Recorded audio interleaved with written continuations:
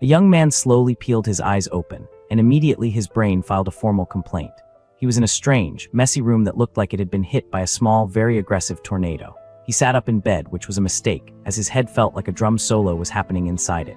He had absolutely zero recollection of the night before, which was concerning, because usually, he at least remembered deciding to make poor life choices. He looked around and realized he was in a hotel room. How very classy of past him. Then the real plot twist hit him. He wasn't alone. A stunningly gorgeous woman was sleeping peacefully next to him, looking like she just stepped out of a shampoo commercial, which felt highly unfair given his own appearance probably resembled a startled hedgehog. Just then his phone buzzed with a notification from someone named Zoya, and like a horror movie flashback, it all came rushing back. The texts were aggressive, a full-on digital assault demanding to know where he was. He remembered Zoya. She was the ex who dumped him right after their first year of college and then immediately blocked him on everything, basically yeeting him out of her digital universe. So why was she now acting like they were still together and he had just forgot to pick up milk? To clear his foggy head, he checked his phone's calendar. Seeing the date, October 8th, hit him harder than his hangover. He had somehow impossibly traveled back in time. He recalled her dumping him, saying she found someone who truly loved her, and then he saw the memory of her with an older man telling him to get lost. Back then, young and dumb, he swore he'd love her forever, a promise that aged about as well as milk left in the sun. Now in this new present, he read her first message, and surprise, surprise, it was a request for money. A slow, knowing smirk spread across his face. Love had made him blind, but now he could see she was basically a walking, talking red flag with a Cash App request. Determined to change his future, he sent a message to Zio Jia, his current girlfriend, ending things for good. On the other end, the girl flew into a rage, her text practically screaming, asking if he was serious. He replied, cool as a cucumber, that they should go their separate ways. She fired back a classic, you better not regret it. He just laughed because honestly, the only thing he'd regret was not doing this sooner. And then a freaking blue screen popped up out of nowhere, like a Windows update from the Matrix, congratulating him on activating a tycoon system. He was completely shocked, but in a good way. This was it, his life was finally getting a software update. The screen showed his stats and told him he would now earn money every single second, which got him very excited because who doesn't love passive income? Right after that, the system handed him a starter pack, which he accepted without thinking twice, because who says no to a mystery box? He instantly received 10 million in cash, a supercar, a shopping cart, and something called a friendship scanner. After checking his bank account and seeing the very real, very large transfer, he wondered what the scanner was for. Just then, the gorgeous woman beside him muttered something in her sleep, which caught his attention. He got an idea and decided to test his new gadget on her, pointing it in her direction like a weird, high-tech detective. The screen showed the woman's stats, but he was confused by a privacy attribute. He tapped on it curiously, and the system explained it was in very blunt terms the number of partners she had. He realized the number 1 meant he was the very first man in Yushi's life. Whoa. He then remembered that in his past life, after the whole ex-drama, he went to a bar to drown his sorrows and met her there by chance. He recalled finding her drinking alone, looking very upset about something. Their night together wasn't about love. It was just two heartbroken people sharing a bottle and a bed. In that moment of reflection, the beautiful woman beside him finally woke up with a start. She watched him for a second, saw the thoughtful look on his face, and called him a Casanova for sighing and smiling like that. He just stared back with a confident smirk. He leaned in and denied he was thinking about the past, which of course only made her more curious. Then he whispered that his only regret was not meeting her sooner, leaving her completely flustered, her brain short-circuiting like a toaster in a bathtub. Because of his boldness, the system immediately rewarded him with a card and a skill called God-tier tongue technique. He thought that with this new skill, he could take the girl to heaven in an instant, which sounded like a solid plan. He activated his new technique and kissed her in a way she had never felt before, leaving her stunned because the sensation was totally different and way better than the last time. He told her this was just the beginning, and the two of them spent the rest of the night, enjoying the moment, shall we say. The next morning he woke up, stretched like a happy cat, and noticed a stack of cash sitting next to him on the bed. He was completely confused. Did Yushi think he was some kind of escort? He picked up the note and saw it was a payment of 10,000 yuan, which honestly was a bit insulting.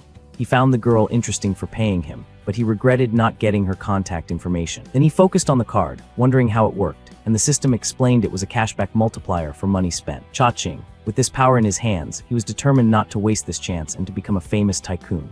He realized that in this timeline, several major tech companies hadn't even been founded yet, making it the perfect opportunity for him to be the smartest guy in the room. His plan now was to save enough money to buy tons of shares in these future tech giants. Holding the car key, he thought about how the city had no limits on real estate purchases, which was perfect. Suddenly, a beautiful woman approached his car, and he thought about using his cards to buy some properties. The woman sat on the hood of his yellow car, because that's what you do to a stranger's supercar, apparently, and with a smile asked if the vehicle belonged to him. He calmly confirmed it was his and asked what she wanted. She asked for a ride, claiming a pipe burst in her house. Suspicious of her story, he activated his scanner to check the information on the girl named Chen Li. He was surprised by her high friendship level, but her privacy attribute of 28 partners set off alarm bells louder than a fire station on a Saturday night. Inside the car, he turned down her request for a ride, saying that being with 28 other people was a bit much for him. He drove off, leaving the woman in shock and wondering how he knew about her past. She commented on how handsome he was while an old man stood there, completely lost. The old man, ever the gentleman, offered to help the woman with her pipes, saying he had been a professional for 30 years. The woman got annoyed and immediately called him a pervert and a creep. The old guy was confused because his plumbing technique was top-notch, and he didn't get why she was yelling at him. Disgusted, she told him to get lost while he followed her, and the people around them started laughing at the scene. Just then, another man explained to the old-timer that her pipes weren't exactly literal. Surprised by the revelation, he commented on how weird kids were these days. The woman stormed off, running away and complaining about her bad luck and how everything went wrong that day. Meanwhile, our main character arrived at a real estate agency and was greeted by two agents, a newbie and her boss. The manager, judging a book by its cover, thought he was just some rich kid and passed him off to the newbie, Ziosa, so he wouldn't waste his time. With an air of confidence, he stepped out of his sports car and walked toward the agency. The boss encouraged the newbie to go it alone, telling her to just follow the procedure they practiced. The young agent nervously approached him and introduced herself as Zio Shia from the Lianji Real Estate Agency. He just asked her to help him find a house, and she nervously asked about his budget. From a distance, the manager smoked a cigarette and thought the newbie needed to learn how to pick her clients better, probably expecting her to show him shoebox apartments. Inside the agency, she showed him some cheap options, but he asked to see properties in the 1 million yuan range. She was surprised by the amount, but agreed to look them up on her tablet immediately. After a few minutes, she remembered to ask if he had any location preferences. He asked for places that were easy to rent out and said it didn't matter if they were furnished or not. He watched her and thought she was pretty inexperienced, but at least she was sincere, and decided to use his scanner on her. She showed him a few options near a commercial street with varying prices. He remembered that his starter card had a 1 million yuan limit, so he couldn't go over that amount for each one. She asked if he was not satisfied, but he was just thinking about how to maximize the bonus from his card. He asked if the price of the more expensive houses could be negotiated, because if so, he would take all 5. He doubled down, saying that if he could get each one for 1 million, he would pay for it all in cash, leaving her totally shocked. He confirmed the payment and added that he would hire her to manage the rentals for the properties. She was ecstatic about the huge commission she was about to make and promised to get him that price. The manager overheard everything and bitterly regretted misjudging the client, wanting to slap himself for his epic fail. An hour later, the manager, now in a suit and probably sweating bullets, presented the final contract with a total price of 5 million yuan. He signed the contract, saying he trusted her and that he would contact her for future purchases. She was thrilled with her commission and wondered what kind of tycoon he was to already be talking about buying more. The system showed that he received 230 million back from his 5 purchases. With that, his system leveled up, and he started earning almost 1 yuan per second, which is a weirdly specific but satisfying amount. He thought the agent was his lucky star and that he was going to make the most of this new life. He called the woman over to a corner, making her manager very curious. The boss said she should invite the client to dinner as a way of saying thank you. He then promised that if she stuck with him, she would live a life of incredible luxury and comfort. Not knowing what to say, she was completely embarrassed by his bold proposal. She tried to politely decline, but he cut her off and asked for her bank account number. Surprised by the request, she asked why he wanted to transfer money to her. He just said she was his lucky star and that this was a little something to thank her for everything. She was completely lost, having no idea what he was talking about, and just stared at him confused. A few minutes later, she got the notification and was shocked by the amount he transferred. He smiled because to him, that amount was pocket change compared to what he earned with her help. With that, her friendship level with him skyrocketed, and she invited him to dinner as a thank you. He thought about how useful money was for boosting friendship, and how he loved watching the numbers go up. They added each other on WeChat, and she noticed how handsome and attractive he was. This led her to fantasize about a more intimate scene, and she thought she wouldn't mind if it happened, but he just thanked her for her work and said his goodbyes, telling her he was leaving, which caught her by surprise. Not believing what she just heard, she ran after him, desperately calling his name.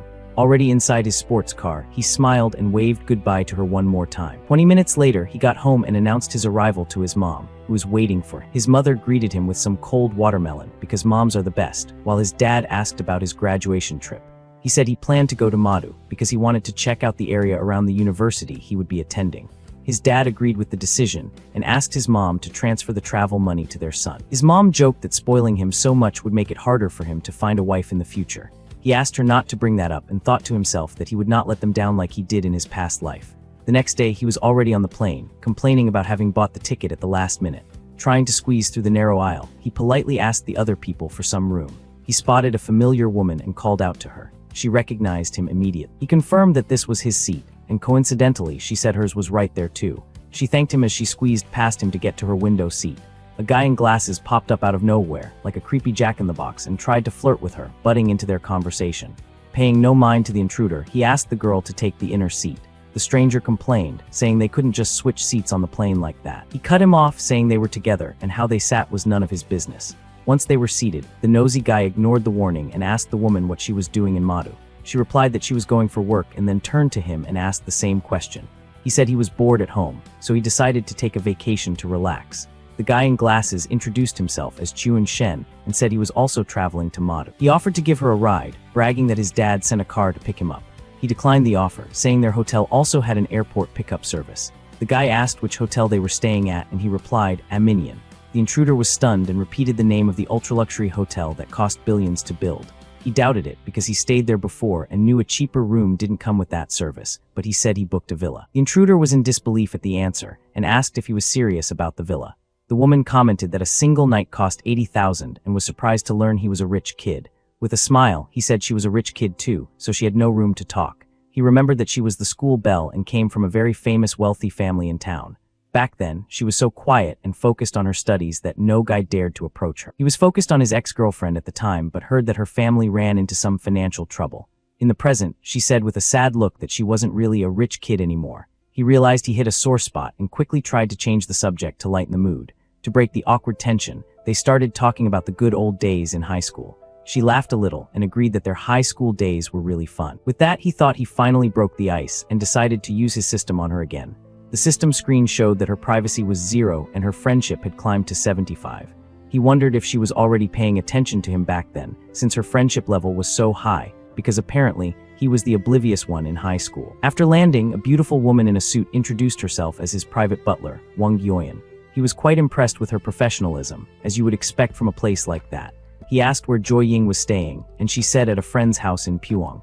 With that, he insisted on giving her a ride and asked his butler to take her to her destination first. From a distance, the guy in glasses watched everything and thought about saving the girl to have a romantic night with her, because his plan was as transparent as a freshly washed window. 25 minutes later, they arrived, and she thanked him and asked for his contact info to treat him to dinner. He accepted the offer but joked that she better not forget what she promised. They exchanged contacts, and he said goodbye, telling her not to worry about the ride. Half an hour later, he arrived at his villa and thought the stay was worth every penny. The butler informed him that his bath was ready, and he decided to go relax for a bit. Suddenly, she grabbed him from behind, and he jumped, asking what she was doing. She said the service included helping him undress, but he would have to handle his own underwear. Once in the hot springs bath, he watched her and asked her to wait a moment. She explained that scrubbing his back was also part of the service, but she wouldn't be washing him. He enjoyed the moment and thought that up close, she was very attractive, and a special service would be nice. She said she was only doing this because she felt a connection with him and started to take off her clothes. She then invited him to a hotel reception, and he asked what the occasion was for the event happening that night. She explained there was no dress code, and he confirmed he would be participating in the auction that was about to happen. Arriving at the party with his date, he was greeted respectfully by an employee who recognized him as an important guest. She wished him a good night and gave him a smile as he entered the main hall for the event. Inside the hall, the auction was already underway, and an item had just been sold for 5 million. While he scoped out the scene, the auctioneer announced the next item, an extremely rare, famous brand watch that caught everyone's eye. The man explained it was a limited edition with only 10 in the world, and the starting bid would be 15 million yuan. Full of energy, the auctioneer shouted for the bidding to begin, and the crowd got hyped for the competition. He analyzed the watch and remembered that its price was set to skyrocket in the coming years, easily surpassing 25 million. Seeing the chance for a profit, he wasted no time and made the first bid of 15.5 million with his paddle number 35. But another man with paddle number 8 raised it to 16 million, and the bidding heated up with offers climbing quickly. The crowd was stunned by his bids, thinking it was crazy to spend so much money on a watch like that. The auctioneer banged the gavel, selling the item for 18 million, and congratulated buyer number 35 on the win. 2 rich young men approached to introduce themselves, and he said his name was Jiang Cheng as he sized them up. The blonde guy revealed that bid number 8 was his and asked if Jiang Cheng was a luxury watch expert.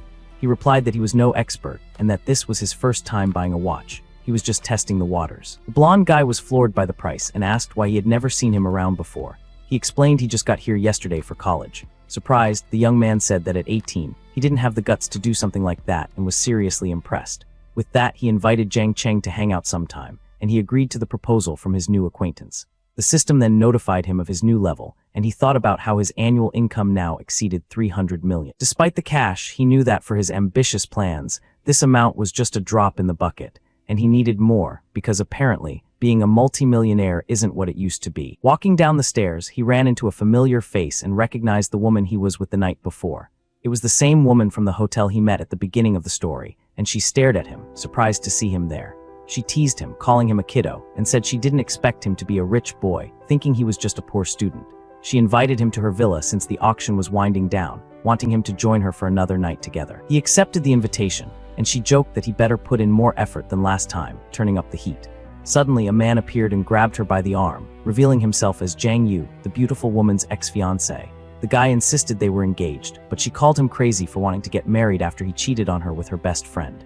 Jiang Yu ignored the accusation and claimed they had an engagement party, so the wedding was happening one way or another. Disgusted, she accused him of being gross and using her as a front so he could meet his other partners, both men and women.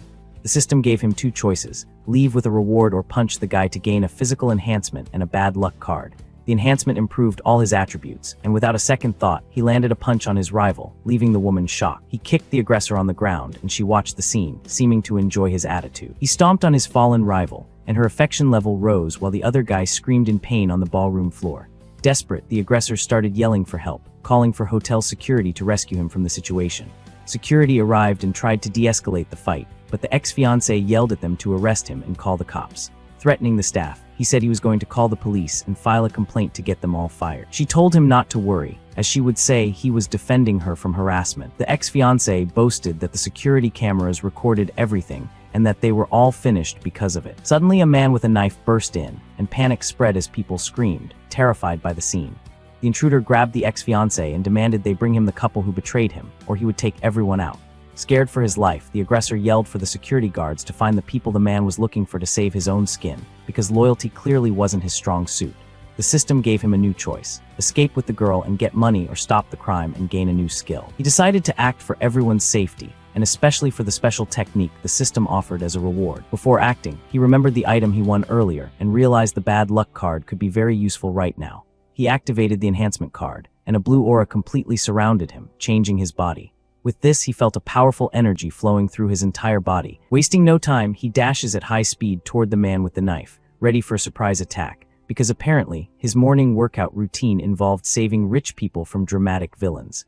The young man lands a powerful punch to the aggressor's face, who has no time to react to the swift and precise blow, probably still thinking about his evil monologue. With just one hit, the intruder falls to the floor, knocked out cold, and our hero stands victorious before all the guests, looking like he just posed for a superhero movie poster. The woman is shocked by the scene and thinks that he's not just a rich boy, but a true powerhouse, which is good, because being a rich boy alone doesn't usually win knife fights. The ex-fiancé is also floored by the protagonist's strength and stares at him with a look of pure fear on his face, like a guy who just realized his bluff got called by a nuclear bomb.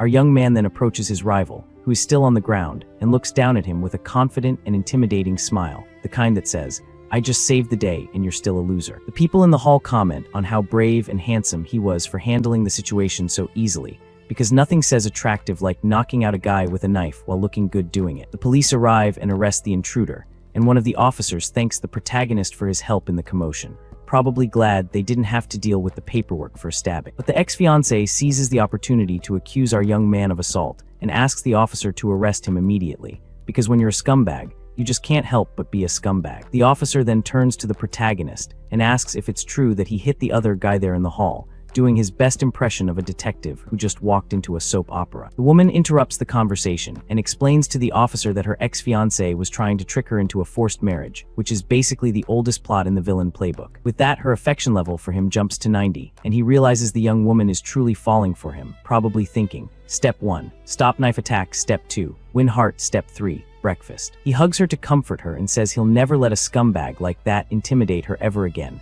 which is sweet, even if it sounds like a line from a bad romance novel. The officer tries to calm the situation, but the rival screams, demanding the security footage to prove his innocence, because apparently he thinks cameras will show him being less of a jerk. Injured, the protagonist decides it's time to test the system's bad luck card on this clueless guy who showed up, because why use fists when you can use cosmic misfortune? He then activates the item, and an aura of misfortune surrounds the ex-fiancé, who has no idea what's happening, but he's about to find out that karma is a system with a bad luck card. Right after, the guy gets a call from the bank about a suspicious withdrawal of $200,000 from his account, which is never a good start to your day, unless you're the one who stole it. While he's on the phone, a woman runs up and tells him a tree fell on his car, leaving him in a panic, because apparently, the universe decided to use him as a punching bag. The officer asks if he needs help, but the man runs off, saying he doesn't have time to deal with this right now, probably off to find a tree surgeon and a banker who speaks fraud. Our young man says he got what was coming to him, and invites the woman to leave that chaotic place together, because who wants to stick around when the universe is throwing a tantrum at someone else? 5 minutes later in the room, she approaches him worriedly and asks if he's okay or if he got hurt in the fight, because she's sweet like that. With a smile, he replies that a loser of that caliber could never really hurt him, which is true, but also a great way to sound cool. Even so, she insists on checking for herself to make sure he didn't suffer any serious injuries, which is either concern or an excuse to get handsy, but we'll go with concern. The woman asks if he's going to look down on her for having a fiancé like that, but the guy reassures her about it, because he's not the type to judge someone for having a terrible ex. That's basically a hobby for some people. She explains that the engagement was arranged by her grandfather, and that she only found out about his cheating with her best friend later, which is like finding out your favorite restaurant has a rat problem, devastating and gross. He consoles her, saying she's been through a lot, but now he's there to take care of her and protect her, which is a very noble thing to say while probably thinking about that massage he was promised. The young woman asks if he minds maintaining this type of relationship, thinking it's easier than a serious romance, because apparently, modern dating has evolved into, let's just skip the complicated part. The protagonist hugs her and assures her that he doesn't mind and that he'll treat her well from that special moment on, which is code for, let's enjoy the night and see what happens.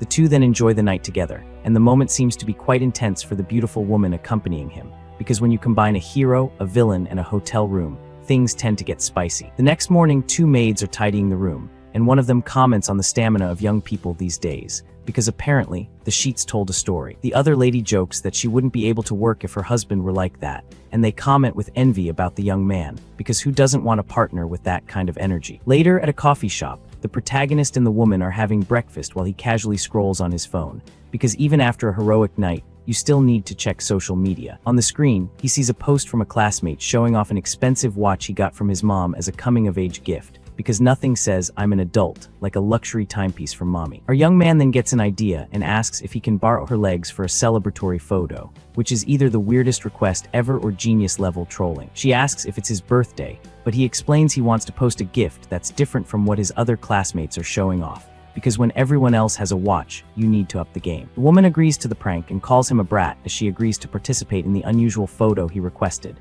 because honestly, what else is she going to do? She strikes a daring pose, lifting her legs so he can take the picture for his social media, probably thinking, my mother would kill me if she saw this.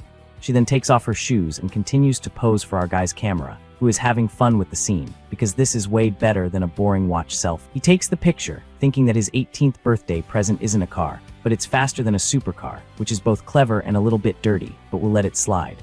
The result is a photo collage that he posts on his social media for all his friends to see the news, and honestly, it's the most memorable 18th birthday post ever. His classmates are shocked and envious of the post while lamenting their own boring gifts, because a watch from mom just doesn't compare to, well, that. Shortly after, the protagonist arrives at a luxury car dealership, and a saleswoman greets him at the entrance, probably sizing him up like, can this kid afford a keychain, let alone a car? She offers to give him a tour, and our young man follows her to check out the car models available in the store, because window shopping is fun when you can actually buy. Inside the dealership, he sees an older man offering a car to a beautiful woman who seems uncomfortable with the situation, which is basically every creepy rich guy move in the book. The bald old guy insists he'll drive her home every day, and that's why she needs a good car, all while trying to touch her, because apparently, consent is just a suggestion to some people. Our young man watches the scene from a distance, and thinks that he came to the dealership to see cars, but ended up watching a soap opera, which is honestly more entertaining. He then recognizes the woman as Suan, a future famous actress known as one of the 4 little flowers of the industry, because in this world, everyone is either famous or about to be. The MC remembers that her fame began with an iconic photo where she was getting out of a pool, which went viral online, proving that sometimes, all you need is water and good lighting. Back in the present, the businessman pressures her to go for a drink, but she refuses, saying she has a meeting at her company, which is the oldest excuse in the book, but at least it's professional. The old man gets furious and threatens the girl, telling her not to push her luck or the investment in her project will be cancelled, because when you can't buy someone's affection, you try to buy their career. He tells her to stop pretending and accept the offer, or else he'll use his influence to get her blacklisted, which is basically the villain version of "I'll tell mom." However, the actress isn't intimidated and says her answer is no, regardless of whether he invests or not, and that he can do whatever he wants because she's got backbone, and that's rare in this industry. At that moment, a blue screen appears in front of the MC, and the system activates a special mission for him to solve the problem, because apparently his side quests now include save damsel in distress from creepy producer. The mission is to help Suan and sign a contract with her, which is convenient because he was looking for a reason to talk to her anyway. So he thinks he needs to prove he has the money to convince her, because in this world, money talks and everything else walks. To get attention, he approaches the saleswoman and asks in a loud voice about the conditions for buying a LaFerrari, because why start small when you can go straight to the top? The woman explains that the model is a limited edition, and that the customer needs to own 5 cars from the brand to be an eligible buyer, which is basically car snobbery at its finest. With a smile, our young man asks if she's saying he isn't qualified to buy the supercar, and you can almost hear the challenge in his voice. The saleswoman then says it's not entirely impossible, and the guy, curious, asks how he could get the vehicle, because where there's a will and a lot of money, there's a way. The bald old guy gets suspicious, wondering which family the young man belongs to, and decides to see if he's just bluffing about the purchase, because old rich guys hate being upstaged by young rich guys. The actress is shocked because not even a big shot would buy a $3 million car, and the protagonist wants the most expensive one in cash, which is either insane or incredibly baller. The saleswoman then warns that with customizations, the price of the car could reach 50 million yuan, and she says this like it's a bad thing, but to our guy, it's just Tuesday. With a smile, he says he knows the price and that it's acceptable, because when you have a system that prints money, 50 million is pocket change. So the employee goes to get her manager to close the deal, probably running faster than she's ever run in her life. Soon, the manager arrives with a young blonde man from the auction who recognizes the MC and greets him excitedly in the store, because apparently, rich people all know each other. He explains that he just arrived in the city, and since he's not used to being without a car, he decided to buy one casually, which is the most rich person thing to say since "I'm bored, let's buy an island." His blonde friend is surprised by the answer and says that this is a whole new level of humble bragging, because saying, "I casually bought a car," while dropping 50 million is peak modesty. With that, the blonde guy points to the $18 million watch on the MC's wrist and tells the manager he has a huge sale on his hands, because that watch is basically a neon sign that says, "I have money to burn." Our young man stands there with a confident pose while showing off his expensive watch to everyone in the dealership, because if you've got it, flaunt it, right? The manager is stunned by the value of the accessory and realizes that this young man is an extremely wealthy client, probably calculating his commission in his head. The man says the credit check is just a formality and begins the car registration process for the young man, because when you wear a watch worth more than most houses, credit checks are just for show. The actress and the old man watch the scene while the blonde guy thinks that he's never seen an heir as rich as Jiang Chen, which is a pretty big compliment in rich people circles. The blonde guy then calculates that the protagonist's fortune must easily exceed 100 million yuan, which is cute because he has no idea about the system. The bald old guy loses interest in the car and insists that the woman go for a drink with him, but she refuses because she has a meeting, still holding that line like a pro. Angrily, the man gives the actress an ultimatum. Either she goes with him or she can forget her career, and he storms off furiously because nothing says "I'm a mature adult" like threatening someone's livelihood. The protagonist then calls the actress by her name, and she turns around, surprised, asking if he's talking to her, because famous people aren't used to strangers knowing their name, unless it's a fan. He introduces himself as Jiang Changjin and says he'll invest in her project since the other guy backed out of the proposal, because he's basically a knight in shining armor, but with a better car. The woman is shocked and asks if it's true, thinking that he's on another level and could save her from her problem, which he absolutely can. The MC says he has other plans and that they can talk tomorrow, so she asks for his contact info to arrange the meeting, because this is 2026 and that's how business works. The two exchange contact information on their phones, and she says goodbye, telling him she'll see him the next day for the meeting, probably walking on clouds. The young man asks the manager when he can pick up the car, and the man replies that it will take a waiting period of at least a year, because apparently, even with money, you can't rush perfection. Our young man is disappointed with the delay and thinks of an alternative to get a car faster than that, because waiting a year is for people who don't have a system. His blonde friend invites him to a car show in a few days where he can get one on the spot, and he accepts, because that's the kind of networking that pays off. Sometime later, he arrives at a fancy restaurant, and the blonde woman calls him to her table, waving him over like she's been waiting all day. The blonde guides him by the hand and recommends the crab roe rice dish, which is the house specialty, because when you're at a fancy place, you eat fancy things.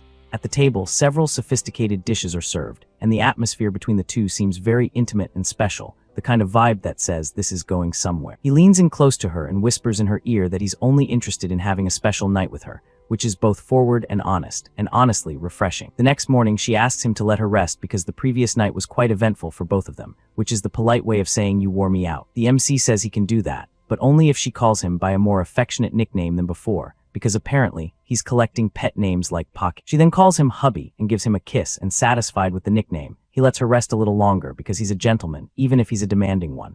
With a cute little face, she compliments him and says he's the best for being so considerate of her, which is sweet, even if she's just buttering him up for later. He then asks if she knows Suan, and the blonde confirms that the actress works for the same company she does, because of course, in this world, everyone is connected. She then asks with a slightly sad look in her eyes if the protagonist is really falling for the other woman, because jealousy is a thing, even in casual relationships. The MC explains that it's not exactly falling for, but that he saw a lot of potential in the actress during their encounter at the car dealership, which is the business-friendly way of saying she's hot and famous. The blonde agrees, saying the company doesn't value her enough, but she has the talent to go far in her career, because even competitors can recognize talent. With that, she offers to help him get closer to the actress and says he can come to her whenever he wants, which is either generous or strategic, but will take it. He calls her silly and assures her that he will treat all of his women well, because when you're a tycoon, you have to manage expectations. So she asks about the investment in the actress, and our young man confirms his intention, but she warns him that to hire Suan, he'll have to open a company and buy out her contract, because nothing worth having comes easy. The MC tells her not to worry, and that he'll put her in charge of the new company with shares and everything, because why not add CEO to his list of titles? She refuses the shares, saying a good salary is enough, and thinks this will boost her career, because sometimes it's not about the money, it's about the opportunity.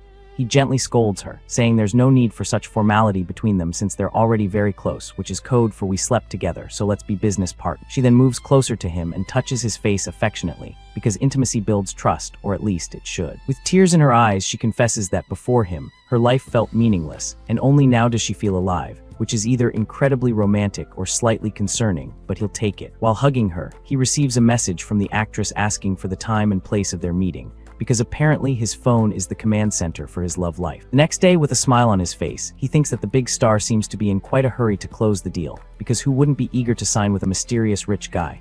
Our guy pulls up for the meeting, and the actress greets him, probably wondering if this is a business meeting or a date. She gets in the car and asks where they're headed, and he replies, a luxury hotel for the meeting, because when you're a tycoon, you don't do coffee shops. Once there, she asks about the drama, and he's told it's a small project with a limited budget, which is code for we're making something on a shoestring. Our guy's enthusiasm completely deflates when he hears the low figure of 5 million, and he questions the quality a project like that could possibly have, because 5 million is lunch money to him. So the actress tries to win him over, saying the plot is good and it's a fast turnaround, and she pulls out a script, because that's what actors do. Our boy waves off the script, saying he only cares about investing, because scripts are for people who read and he's a man of action. He then offers to wire the money right then and there, and she's floored, having never seen an investor like him, because usually investors want meetings, not instant transfer. But there's a catch. The young man lays down one condition. She needs to sign with his company as an artist, because why invest in someone else's project when you can own the talent? The actress points out she's already under contract and breaking it would be expensive, which is true, but our guy says that's not a problem, because money is just a number to him.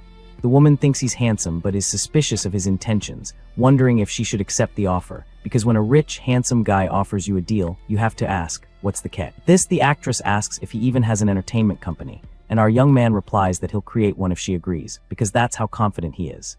He says he knows her current company doesn't value her, so he'll pay the termination fee, and the new agency will be all about her, which is basically every actor's dream. Her friendship level jumps to 50, and she shyly asks if he has any special requirements, because in this industry, special requirements usually mean trouble. He says she needs to be a proper artist without any improper contact with others, but makes an exception for himself, because he's nothing if not honest about his intentions.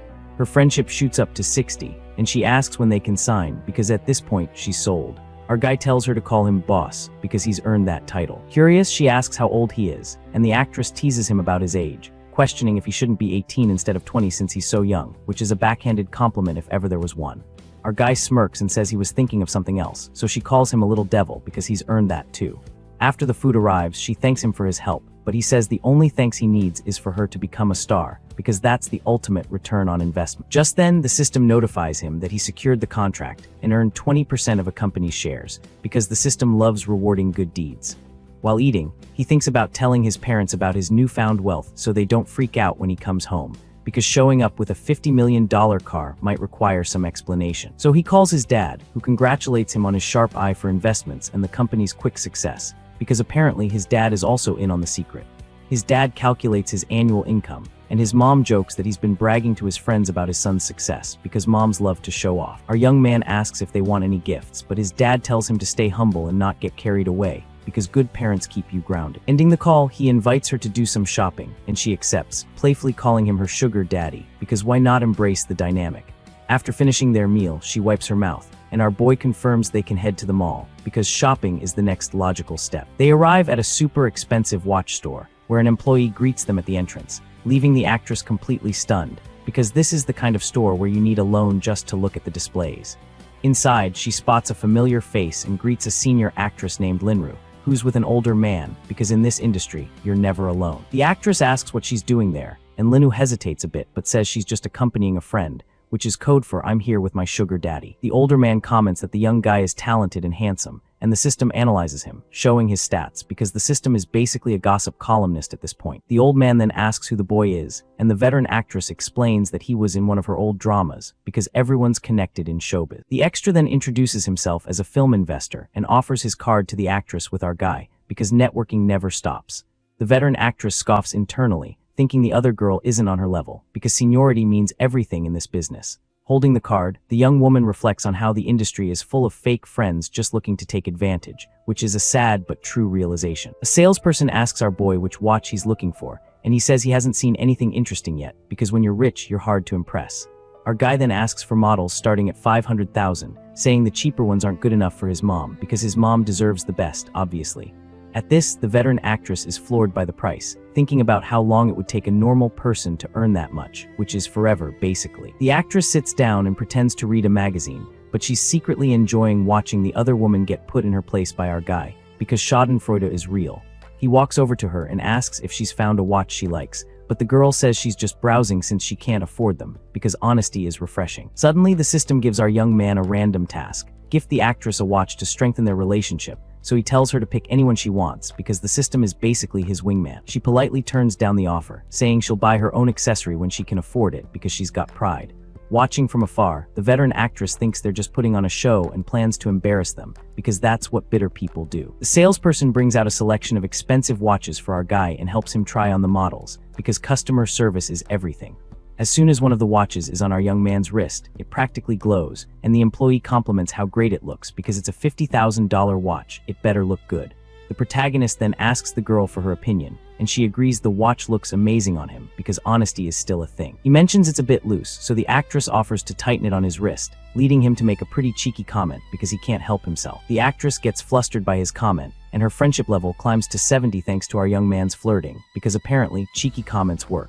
Our young man wonders about the friendship increase, then stands up and tells the salesperson to wrap up both watches for him, because why buy one when you can buy two? Completely stunned, the store employee asks if our protagonist really wants to buy both luxury watches, because that's not a normal Tuesday.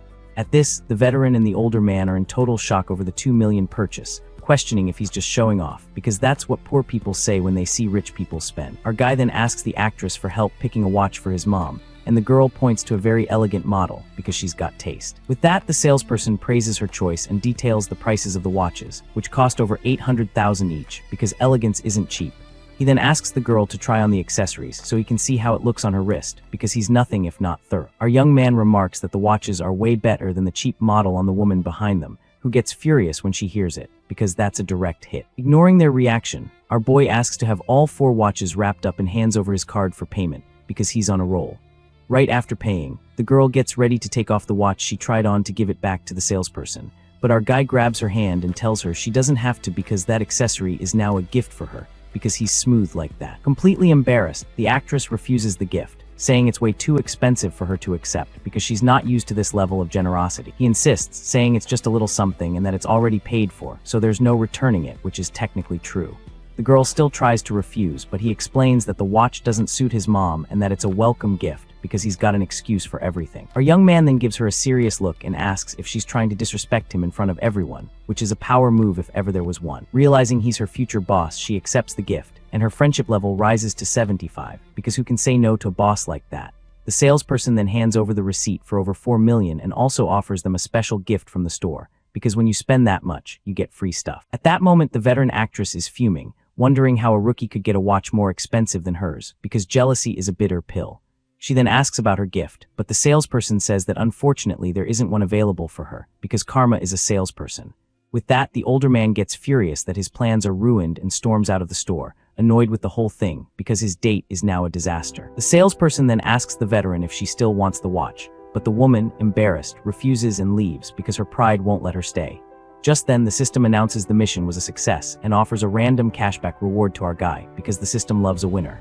He accepts immediately, and the system congratulates him on getting a return of $13,165,000, which is a pretty sweet return on investment. He then checks his phone, confirms the transfer, and with a profit of $8 million, decides to buy more gifts, because why stop now? They arrive at a handbag store, and our boy asks which model she wants, but the girl shyly refuses the gift because she's still not used to this. Ignoring her refusal, he asks the saleswoman for the most popular models, and the woman shows him 2 bags because that's her job. Our guy then asks her to run his card and buys both luxury bags for the actress without even hesitating, because he's on a shopping spree. The saleswoman informs him the total is $120,000 and tells him he's now a store member with access to future events, because spending that much gets you perks. Seeing him spend so much money, the girl is impressed by the power and generosity of her new boss, because who wouldn't be? After shopping, she thanks him and invites him up to her apartment for a drink, as a way of showing her gratitude, because that's what you do when someone buys you a small fortune in gifts. He jokes that he needs to protect himself because if he gets tipsy, she might take advantage of him, which makes the girl blush because he's cheeky and she knows it. Our young man says he's just kidding, says goodbye, thanks her for the company, and leaves the actress behind because he's a gentleman even if he's a teasing one. She watches his car drive away, thinking that he's actually a good guy, and her friendship level climbs to 80, because absence makes the heart grow fonder. With the friendship at 80, our guy thinks he's close to winning her over, and that with just a little more effort, she'll fall for him, because the system said so. While driving, our boy smiles confidently, thinking that soon the actress will be all his, because he's got a plan and a system. Half an hour later, he arrives at the luxury villa, where the manager greets him, letting him know his bath is already drawn, because that's the kind of service you get when you're rich. The woman watches him in the pool and thinks she needs to provide excellent service for such an important client, because tips are probably insane. Relaxing in the water, our young man asks the manager if they have any special expensive dishes on the menu, because why eat normal food when you can eat luxury? The employee then explains that the hotel offers various luxury cuisines like Chinese, French, and Japanese, and she recommends special dishes like yellow croaker and white truffles, which are the house specialties, because when you're rich, you eat rare things. He recognizes the super expensive ingredients and thinks he can finally use an item he got from the system, because the system gives him tools for every occasion. Getting out of the pool, our boy walks up to the girl and asks her to arrange a relaxing massage for him, because after a day of shopping and saving actresses, a guy needs to unwind. The manager agrees right away and says they can go to his room for the massage session to begin, because that's part of the job. Once in the room, the woman prepares to start the massage, while our protagonist lies down on the bed, waiting, probably thinking about how this is the life. With that, the girl gets on the bed and positions herself to start the massage on our young man's back, because professionalism is key. She takes a vial and pours a bit of massage oil into her hands to get started, because you can't have a massage without oil. Our boy is then surprised to realize it's a much more elaborate aromatherapy massage, because this hotel doesn't do anything halfway. The woman says the hotel spa is a specialty and tells him to close his eyes and just relax his body, because that's what massages are for. And so, she begins the massage on his back, and our protagonist seems to be enjoying the moment of relaxation, because who wouldn't? The manager continues with the massage, and our boy gets a little flustered with a seductive look, because apparently massages can be more than just relaxing. The woman seems to be offering a much more special service than he expected, because this hotel really goes above and beyond. At this point, the intensity of the moment ramps up, and our young man starts to pick up on the woman's real intentions, because he's not that clueless. He He then wonders if he's overthinking things or if the manager is really offering an extra service, because in his experience, people usually want something. The manager announces the service is over and says she'll pick him up tomorrow for the car event, leaving our guy a bit disappointed as he was expecting more. Because when you're teased, you want the payoff. The next day, the car show is packed with various luxury models and tons of important people snapping photos of everything, because rich people love documenting their existence. Our protagonist arrives at the hall and checks out the place alone since his friend had something come up and couldn't make it, because friends are flaky, even rich ones. He thinks the cars are cool, but the prices don't impress him as the most expensive one is only $2,200,000, which is pocket change to him now. Suddenly, our young man spots a familiar group and wonders why all his old classmates are gathered there, because apparently everyone he knows is at this car show. Looking closer, he recognizes someone and discovers that she's working at the event as a car model, because in this world, everyone has a side hustle. The girl looks stunning in her red dress, catching the eye of everyone present with her beauty at the event, because that's what models do. A guy then asks what time she gets off work, but another classmate tells him not to bother her, calling him just a snob because some things never change. The model overhears the conversation but doesn't respond, simply continuing with her job because professionalism is key, even when your ex-classmates are being annoying. Our boy then walks up to the guys, who are surprised to see him, probably wondering if he took a wrong turn on his way to the rich people's section.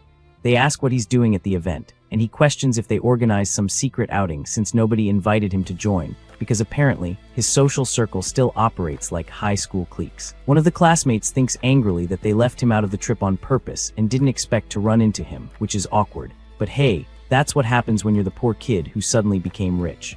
The guy with green hair points to another friend and sarcastically says our guy should ask him, because passing the buck is a classic friend move. At this, two girls comment that he's gotten much more handsome, and one even asks if he's had plastic surgery, because apparently glow-ups are suspicious in their world.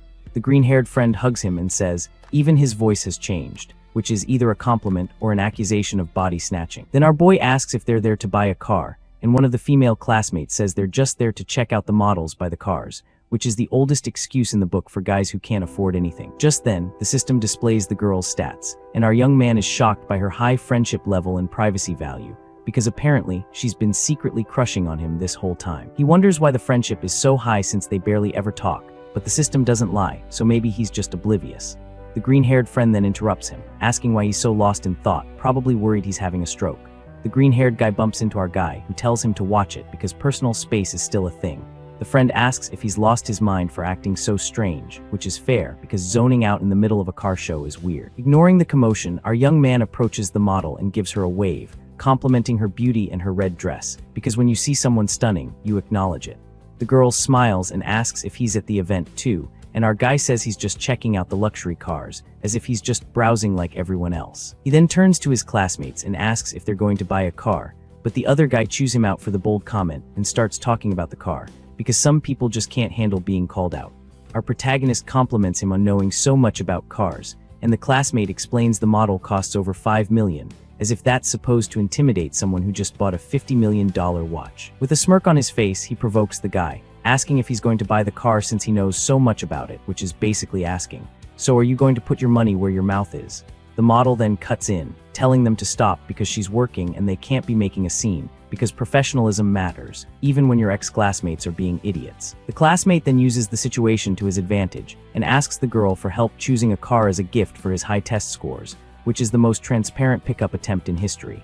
The girl gets uncomfortable and declines, saying she doesn't know much about cars and suggests he talk to a salesperson, because she's not interested in being part of his scheme. The guy insists on talking to her, and our guy accuses him of using the purchase as an excuse to chat up the girl, because that's exactly what's happening. The classmate challenges him to buy a car, and our young man provokes him by asking if the car comes with the model as a bonus, which is bold but honestly kind of funny. The girl finds the joke funny and comments that he's pretty bold for asking such a direct question in front of everyone, because honesty, even when cheeky, is refreshing. The classmate gets annoyed and tells him to stop showing off since she's working, but our young man says he's serious, because he's always serious when it comes to spending money. At that moment, the event manager notices the commotion and heads over to deal with the problem, because chaos at a car show is bad for business. The manager then approaches and scolds the girl for chatting on the job, and she apologizes immediately, because that's what you do when your boss catches you. The rival then blames him for the scolding and challenges him to buy a car since he's disrupting the model's work, which is the worst logic ever, but okay. Our guy then repeats his question, saying the car looks more attractive with the model next to it, because he's committed to this bit. The manager notices the expensive watch on his wrist and has a change of heart, saying that if he buys the car, the model goes with it, because money talks and watches scream. Without hesitating, our young man pulls out his credit card and tells the manager to run the full purchase price right then and there, because why wait? All the classmates are in shock since the car costs over $8 million, and they can't believe he can afford it all, because in their minds, he's still the poor kid from school. The female classmate in the pink dress is impressed and wonders if he really has $8 million to drop all at once, which is a valid question. The rival then accuses him of lying just to get the girl in trouble, but our boy calls him an idiot for thinking that, because he's holding a credit card that's about to prove him wrong. With a smile, the manager confirms that the sales commission will be credited to the girl, because when you spend that much, everyone wins. With that, her friendship level jumps to 80, and our guy reminds the manager that the model is included in the car purchase because he doesn't forget details. The classmate is furious, thinking he's going to make up an excuse not to buy it, and plans to humiliate him if that happens, because some people just can't accept defeat. Our young man hands over the card and asks if he can take the car today, and the manager invites him to sit down and finalize the deal, because that's how business works. The card machine then approves the transaction, and the payment of over $8 million goes through without a hitch because the system never fails. With the payment complete, the manager smiles and asks the model to take good care of our young man while he handles the paperwork, which is basically code for entertain the rich guy. The rival is stunned to see he actually spent $8 million and realizes he's been completely humiliated in front of everyone, which is probably the worst feeling ever. His classmates' jaws dropped, and the green-haired guy pointed out that our boy was way too low-key in school to be this rich, because apparently he was hiding his superpower. The girl sees her chance to flirt and asks for a ride in his new Ferrari, boosting her friendship stats to 95, because nothing says "I like you" like a luxury car ride. But the other classmate with glasses rains on her parade, reminding her the car only has 2 seats, so there won't be any room because that's what friends with glasses do. The girl in pink then claps back that she can take the passenger seat since the model has to work and sits in cars all day anyway, which is a solid argument, honestly. Sitting down, our hero wonders how the girl's friendship level shot up so fast and thinks to himself that he can't stand gold diggers like her, because he's rich, not stupid. Just then, our guy says the car looks way better with her in it, because he's either flirting or stating facts. The classmate then tries to stir up some drama, asking if his breakup with his ex was because of the model from the event, because some people just love gossip. The girl in the red dress is surprised to hear he ended his relationship, because that's news to her. Our young man then stands up and says the breakup has nothing to do with anyone else, and that the lady is very beautiful, because he's not about to let rumors fly. The green-haired friend is stunned by the $1 million watch and accuses him of pretending to be poor, because that's a thing rich people do, apparently. The protagonist calmly explains that he aced his exam, so his family insisted on getting him a gift, which is either true or a cover story, but either way it works. The rival then gets annoyed and changes the subject, saying it's getting late and they should find a place for dinner, because when you're humiliated, you pivot. The gold-digging girl in pink invites our protagonist to go to the mall with her, because she's not giving up that easily. Our guy politely turns down the invitation, saying he already has plans for the evening, but that they can catch up when they're back in their hometown, because he's not completely shutting her down. The girl in the pink dress accepts his offer and tells him to hit her up as soon as he's back in Ranch King City, because she's persistent. Meanwhile, he says goodbye to the model from the event, telling her he's going to check out some other places, because one car isn't enough. He approaches the model and suggests they hang out some other time since they're classmates, because networking is key. Meanwhile, a saleswoman approaches our young man and asks if he's interested in any other cars, then points to another luxury vehicle, because salespeople know a good customer when they see one. Our guy then pictures a romantic scene inside the car and thinks the vehicle would be a perfect match, because apparently he's also a hopeless romantic. With that in mind, our MC gets thoughtful and carefully weighs his options, because even with money, you have to think about these things. He then asks for the car's price, and the saleswoman reveals it costs $9.5 million, which is basically pocket change at this point. The woman offers 3 years of maintenance, but our young man cuts her off and says he'll take the car, because he doesn't need perks when he has a system.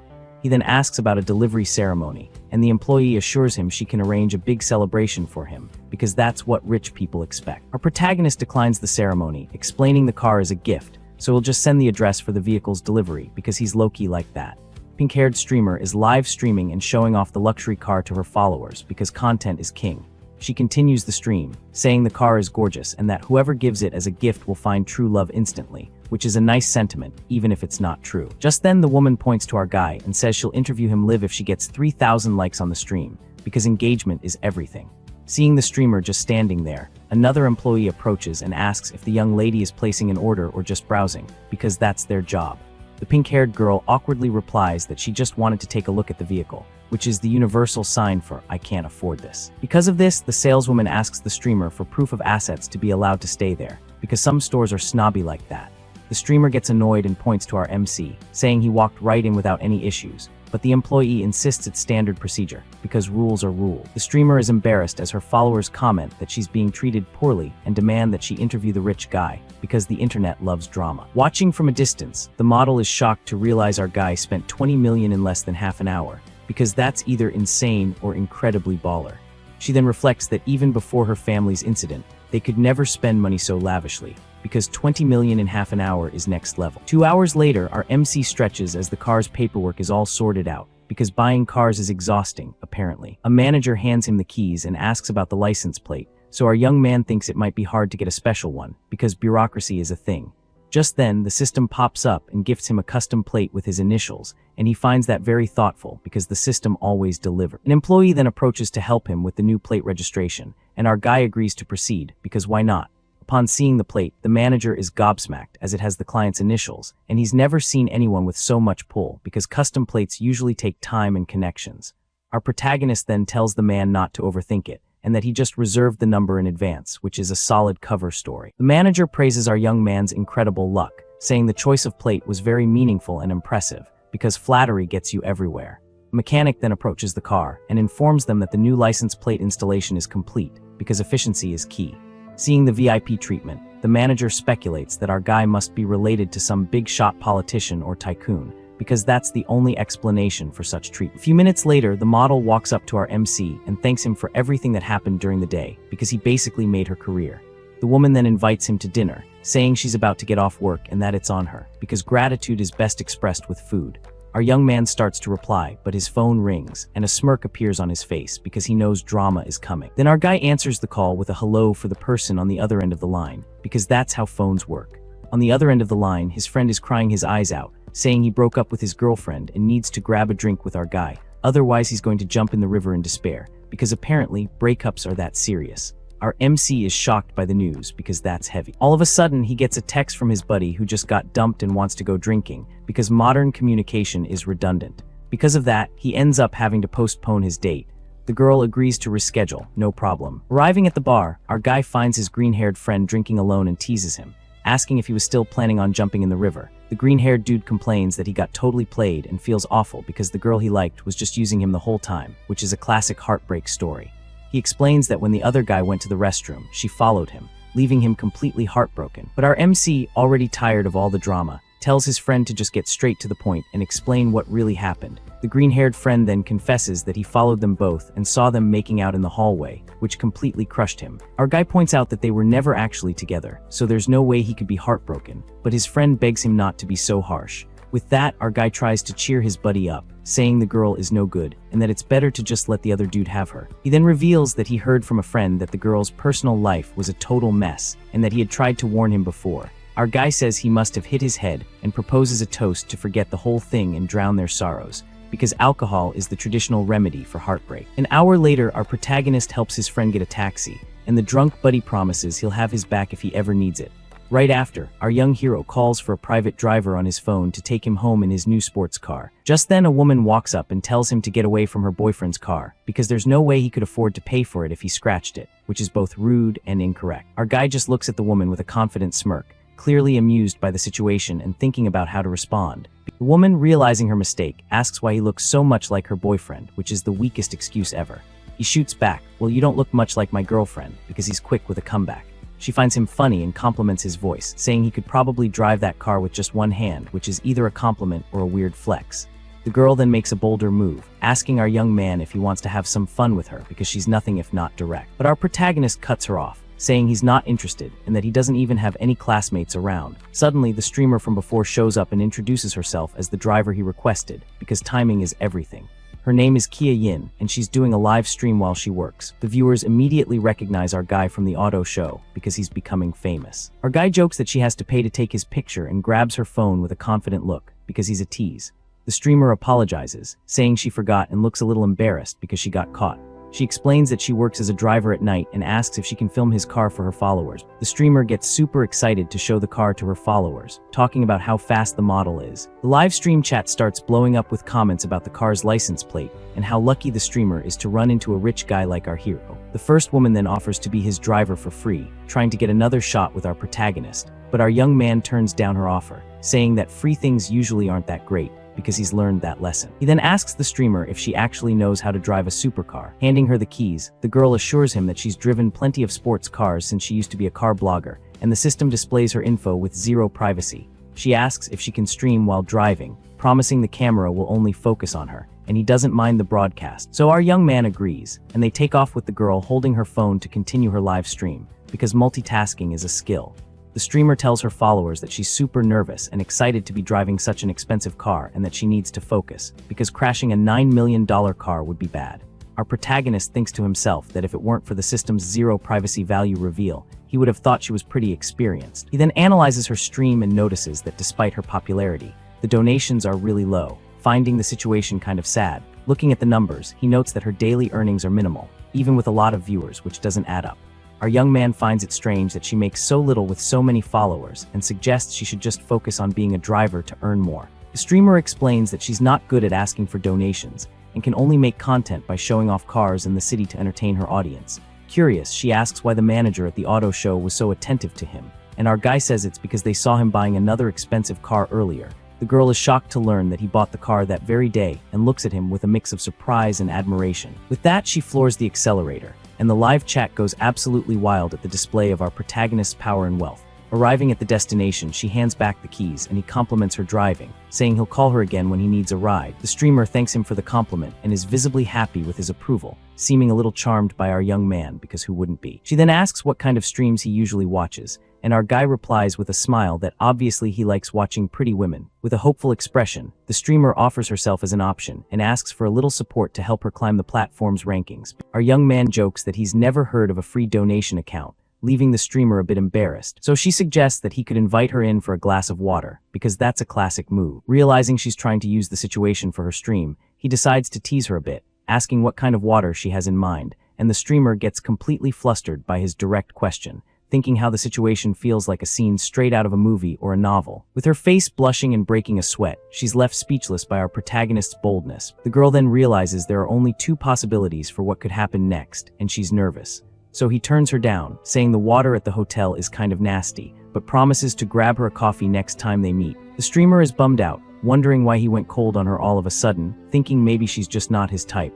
Then our guy says his goodbyes, and her friendship level climbs to 60. He figures it'll be a piece of cake to ask her out later. Just then, he gets a text from an acquaintance wanting to do a fancy dinner. Back at his hotel, he tells the manager to whip up a feast for 5 people using only the most high-end ingredients, because why eat normal food? The manager lets him know that the fish he ordered costs about 1 million yuan each, and that's just for the medium-sized ones at the hotel. Our young man tells her to use some common sense, as he doesn't want to look like some tacky new money guy ordering 10 of those fish at once. Half an hour later, we get an outside shot of the villa where the dinner with his new acquaintances is about to go down. His guests arrive and are blown away by the feast, commenting on the 2 super rare fish on the table, because that's not something you see every day. One of the guys is floored, saying, "Those 2 fish are worth as much as a car," and wonders how they could possibly be so expensive. The manager then explains that the Chinese bahaba fish is one of the most expensive seafoods in the world, and on top of that, she mentions the Italian white truffles and reveals that the total cost of the meal is over 3 million yuan. At this, one of the female guests is stunned, saying that with that kind of money, you could buy a mansion back in her hometown, because perspective is everything. Our protagonist tells everyone to relax and dig in while the guests thank him for the evening. After dinner, a friend invites him out for drinks, but our hero turns him down since he'd already been drinking with a buddy at the bar earlier. The friend then schedules a party for the next night, and the group says their goodbyes, waving to the protagonist. With that, the manager approaches and informs him that the bill with a discount came out to almost 3 million yuan, which is a lot, but whatever. The system then congratulates him on a 149 million yuan rebate that's been deposited into his account, because the system loves giving money back. Our young man is shocked, thinking the dinner was totally worth it since he made a huge profit from the feast, because that's the best kind of dining. The woman confirms the payment and says her goodbyes, telling him to call if he needs anything at the hotel. Back in his room, our hero grabs his phone and hops on the streamer's live feed to check out her profile. Watching the stream, he notices the girl has a high attractiveness score, something he hadn't picked up on before because sometimes you miss things. Then the system gifts him 3 million coins, and his account on the platform levels up to 65. He decides to change his username to Dinghai Shenzhen and drops a comment in the pink-haired girl's live chat, because why not? The streamer is in shock seeing such a high-level account on her stream, having never seen anything like it. She welcomes him and explains there's a big guild battle happening that night. The popularity battle kicks off, and the girl faces off against another woman in a donation showdown on the stream. Our protagonist uses his system to analyze the opponent and discovers she has pretty low stats. He's confused by the rival's beauty score and thinks his friend should win this battle easily. The opponent then taunts the girl, saying she got lucky to run into her and that she's going to win with no effort. The girl laments her bad luck, saying she needs to win or she won't be able to make rent for her apartment. The rival then mocks her and tells her to ask her biggest supporter to go easy on her in the competition. With that, the system gives our hero a mission. Help the streamer win in exchange for a huge rebate because the system loves missions. The streamer then tries to be alluring and asks if her big supporter has any special requests for her because she's willing to work for it. Our young man blushes, thinking that now things might actually change between them because he's hopeful. She then asks her followers for donations to pay some medical fees and liven up the channel because that's a common streamer tactic. The girl rolls her eyes at her fans' comments who don't feel like spending money on her stream because fans can be cheap. She quickly changes her tone and praises her viewers, saying that everyone there is super talented because flattery works sometimes. The protagonist then decides to start the fund and resolves to donate 5 weak chickens to her because he's starting small. With a smile, the streamer thanks him for the donation towards the medical fees she asked for, but inside she's floored, thinking that such a powerful account was being stingy by donating only 1 yuan because expectations are high. The battle continues and the girl sighs in frustration, seeing her opponent is winning by a landslide because that's demoralizing. Just then our hero sends 3 super rockets, which are the most expensive gifts on the platform because he's upping the game. The streamer's jaw drops when she receives the gifts since each rocket costs 2,000 because that's serious money. She thanks him profusely and the scoreboard completely flips, leaving her opponent totally speechless because that's a comeback. The opponent is furious, wondering how such a powerful donor appeared out of nowhere to help her because that's not fair. The rival thanks the donor and asks him out, leaving the other streamer feeling awkward because that's a power move. Pink-haired girl starts singing a song way off key to cheer up her donor because she's trying her best. Our protagonist watches the whole thing with a smirk and tells her to do whatever she wants on the stream because he's enjoying the show. Meanwhile, her opponent is in tears, begging her top supporter not to lose the battle because she's invested. And with that, the battle between the 2 streamers finally kicks off for real on the platform. The opponent celebrates like crazy after getting 3 rockets at once and thanks her benefactor because she's back in the game. Seeing this, our hero finds it amusing and decides to send 3 more rockets to his friend because he's competitive. The rival then panics and warns her supporter that the other donor is catching up because she's nervous. With that, she gets 5 more rockets and thanks him profusely while the other girl looks defeated because momentum is everything.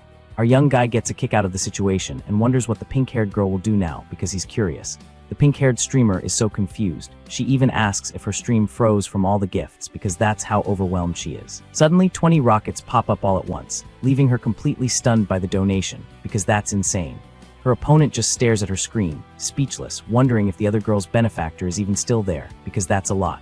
The girl is floored when she realizes she got 20 rockets and might have just won the round because that's a game changer. The rival then appears looking all gloomy and humiliated after losing the battle in a landslide, because defeat is bitter. Her stream then surpasses 10,000 viewers, and the girl is blown away by the number of people watching, because that's a milestone. She thanks our young guy profusely and asks what he'd like her to do now on the broadcast, because she's ready to perform. Our hero thinks the beauty filter makes her look weird, so he asks her to turn the effect off, because nothing says mysterious donor like demanding to see someone's real face. This makes the girl nervous, and she says she might scare him off if she shows her real face, because we've all been there, worried our pores will send someone running for the hill. Even so, she decides to turn off the filter, already bracing herself for the nasty comments that are sure to follow, because the internet is a cruel place. When she turns off the effect, everyone is shocked by her real beauty and floods the chat with compliments, because apparently, she's been hiding her superpower behind a digital mask. She's surprised to get fans and praise instead of the hate she was expecting, which is probably the first time the internet has ever been nice to anyone. So she asks the donor for help to win 1 more round so she can keep streaming next month, because rent doesn't pay itself. And so, the second round of the battle begins, and her opponent is now a blonde girl with hair just like the main character from Sailor Moon, because apparently anime is a valid life choice. The new rival introduces herself and compliments the other girl's supporter, saying she's super jealous of him, because even streamers get jealous of other people's luck. Next, the blonde tries to flirt with the other girl's benefactor, inviting him over to her own stream, because when you see a whale, you cast your line. The battle then starts, and the pink-haired girl asks her supporter not to let her lose, because she's counting on it. The opponent gets 5 planes and 30 hearts from her donor and thanks him a ton, because that's a decent haul. Our young guy thinks that donation is weak, and decides to send 5 rockets just to mess with the other dude, because he's competitive like that. The pink-haired girl thanks him for the 5 rockets and says our young guy is a true god, because in the streaming world, that's the highest praise. The blonde is totally confused and calls out for her supporter, who just vanished into thin air, because nothing kills a streamer's vibe like a disappearing whale. With our young guy's support, the pink-haired girl easily makes it to the event's grand final, because that's what happens when you have a secret weapon. In the finals, she meets Dom, one of the platform's biggest streamers, who greets her like a final boss in a video game. The pink-haired girl is shocked to find out her opponent is one of the site's big 3, because that's like being in the championship match against a pro athlete. She says she doesn't have any talents, so her rival decides to kick things off with a little dance for her supporters, because when you're a top streamer, you perform. The opponent thinks to herself that she's already done her research and knows a mysterious donor has spent almost 800,000 because she's strategic. With that, the woman starts a pretty daring dance to impress the stream's audience. She continues her sultry performance near the microphone to heat things up, because why not go all out? 2 minutes later, the dance is over, and the streamer blows a kiss to the camera, full of confidence because she knows she killed it. Our hero watches and compliments the dance, saying it almost made him want to hop over to the rival's stream, because a good performance is a good performance. Seeing this, the pink-haired girl gets sad and asks if he's going to abandon her now, because she's emotionally invested. The MC smiles and jokes about the rival, calling him bro, saying that if it were a group activity, he might consider it, because he's cheeky like that. Suddenly, a suggestive thought bubble shows the two of them together, and the pink-haired girl looks surprised, because her mind went there.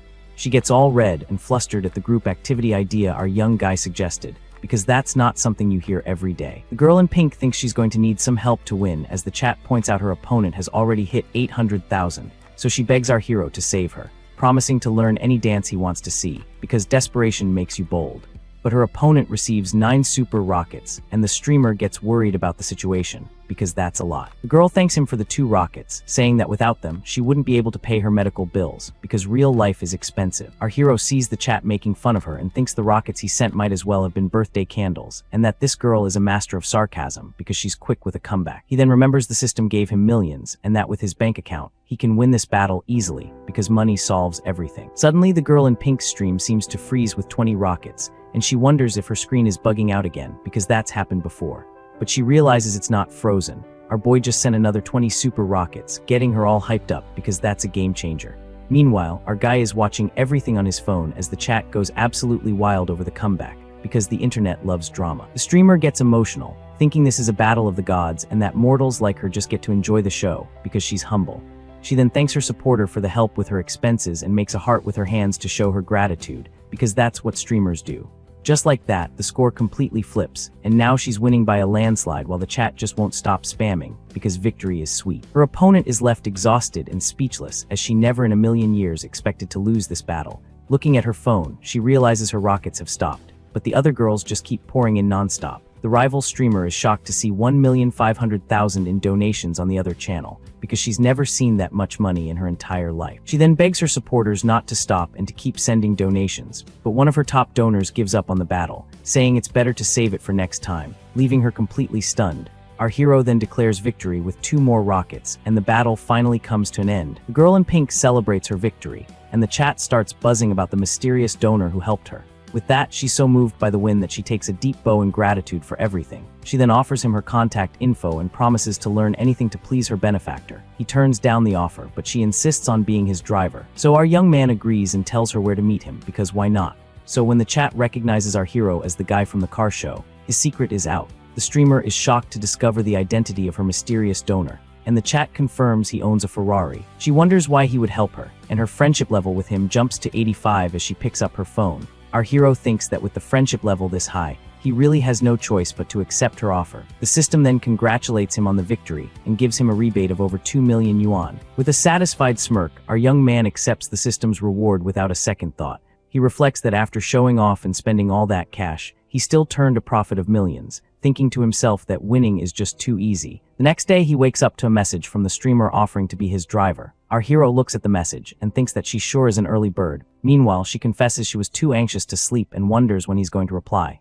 Brushing his teeth, he figures that since he's going to a club, he's actually going to need a driver, because drinking and driving don't mix. The streamer then celebrates excitedly because her master finally answered her message. She decides to get some sleep so she can be at her best for their meeting that night. But the young woman is so anxious she can't fall asleep and has to force herself to rest for later. At 8:00 p.m., he meets her and asks why she arrives so early, and she replies that it's her duty. She then tells him about the club, and he asks her to take him there to check the place out. Arriving there, two women comment on how handsome our hero is, and that his watch looks expensive. Our MC is the G after all, so it's expected.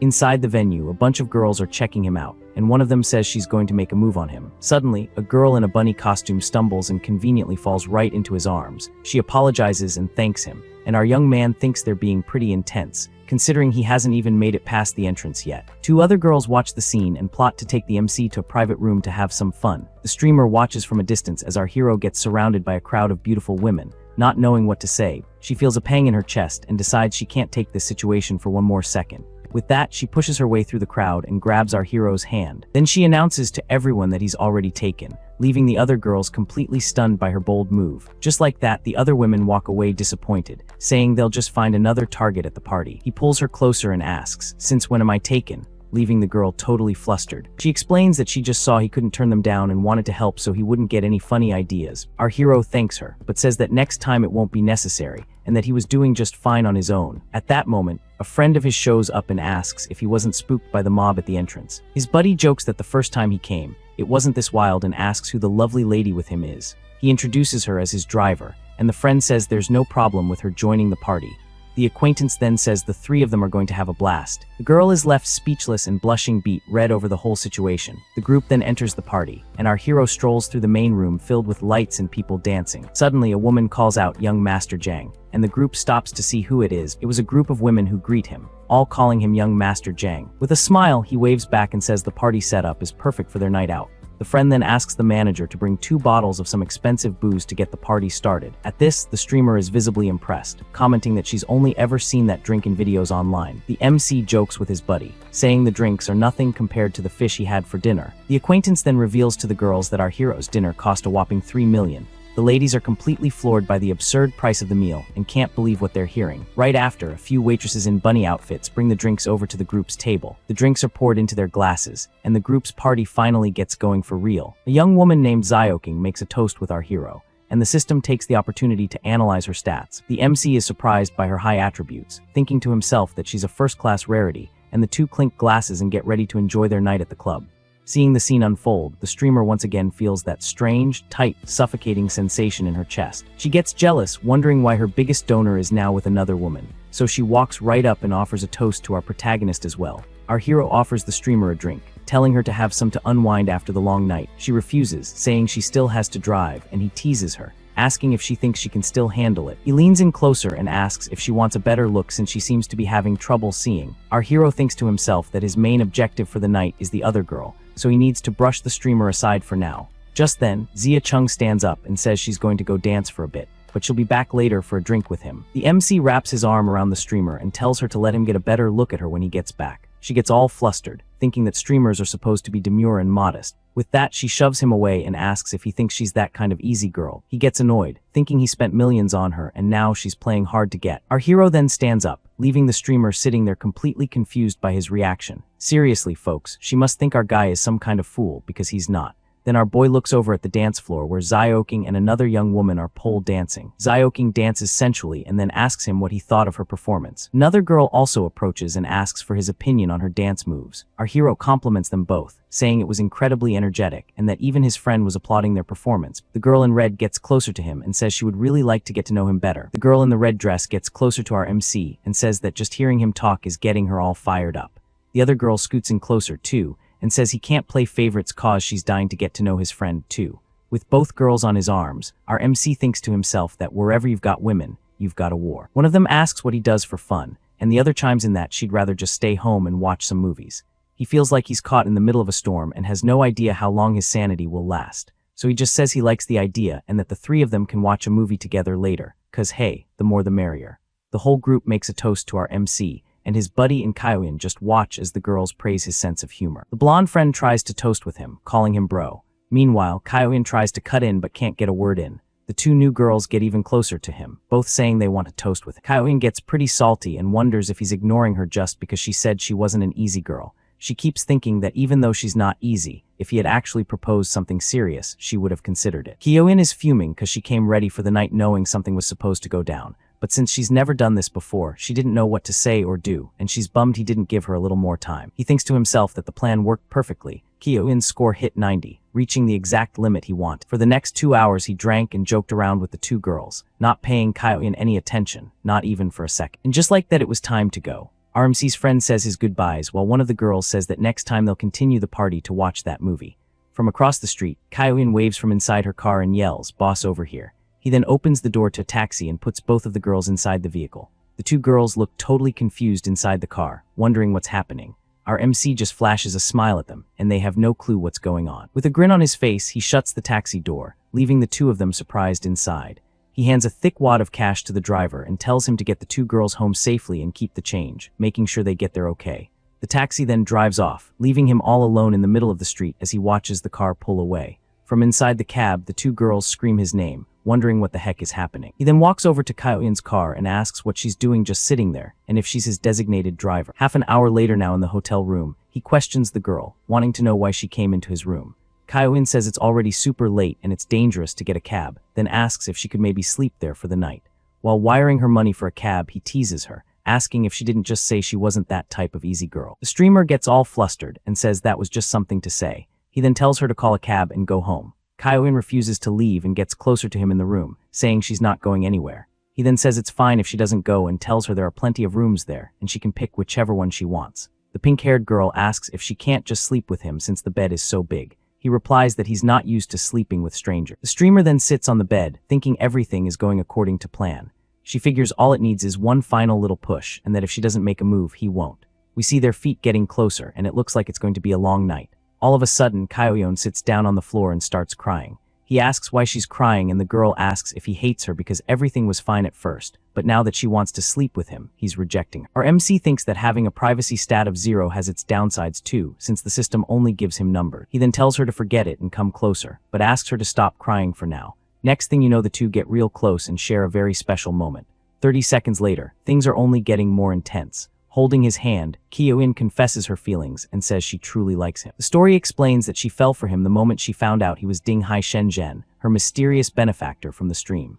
She wonders what girl doesn't dream of a Prince Charming showing up to rescue her at her lowest point. With tears in her eyes, the streamer confesses her feelings once more. RMC then pulls her into a tight hug. He then picks her up in his arms and says he gets it, and that he won't kick her out, telling the girl to stay there for the night. The streamer lies down on the bed, looking ready for whatever comes next. Then RMC gets closer to her and the two start sharing all their love. And just like that, the two lovebirds spend an intense night together, complete with little angels and everything to celebrate the moment.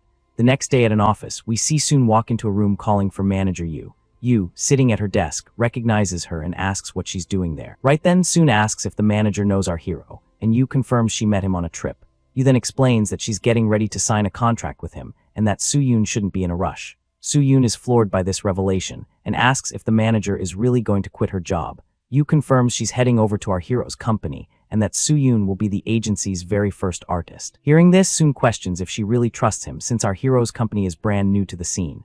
Yu says she trusts our main character 100%. Soon is still confused, wondering to herself why the manager trusts the MC so much. Suddenly, an employee bursts in and announces that the front desk called about a surprise waiting downstairs. Yu immediately tells him to turn down whatever it is, saying she doesn't want to accept flowers or gifts from anyone. But the guy explains that the gift is a car and it's already been fully paid for, so they can't really refuse it. Both women are stunned by the news, and Soo-in suggests they go down and check it out. Arriving downstairs, they're greeted by a celebration with confetti flying everywhere. A saleswoman then asks you to step forward to unveil the special gift that's waiting for her. The saleswoman then reveals the present, a luxury pink sports car. Soon is blown away by the car and says Yu is incredibly lucky to get such an amazing gift. At that moment, the employees start gossiping about the manager's new boyfriend and the 10 million yuan car. The saleswoman hands the keys to the new car over to the manager, who smiles completely satisfied. She asks who sent the gift, and the woman reveals it was our hero trying to win her over. Yu gets emotional, thinking that no man has ever treated her this well, and her affection level jumps to 99.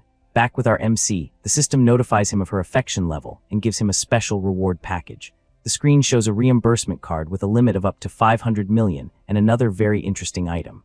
Our hero then imagines that with this new item, he could have a good time with several girls at once. He thinks the item is great, but he has to use it carefully since the outcome depends on their satisfaction. Then the system gives him another reward, an investment firm for him to manage. He looks over the requirements, an initial investment of 10 million and a minimum return of 10% per year, which is doable.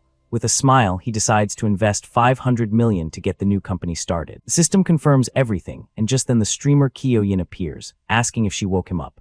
Our MC gives her a hug and thinks about testing the new card he got from the system on her right then and there. He then decides against using the card for now, saying it's better if they just chill for a bit first. An hour later, they're having breakfast, and the girl asks him to stop making donations on her stream. She explains that the platform takes a 70% cut, and that he's spent way too much on her. Our hero then asks if she'd prefer he just send the money directly to her. The girl is so surprised by his response that she does a full-on spit take all over the table. Embarrassed, she says he spent 2.5 million and that she feels bad about him spending so much. The hotel manager overhears the conversation and is impressed by the amount he spent on the stream. He tells her not to worry about it, and she asks if she can keep doing her streams. He replies that he trusts her and she can do whatever she wants as long as it's all good. Delighted, Kyoin decides to change her content to cooking and hunting for interesting stuff online. He encourages her to do what she loves and tells her to let him know if any other streamers give her trouble again.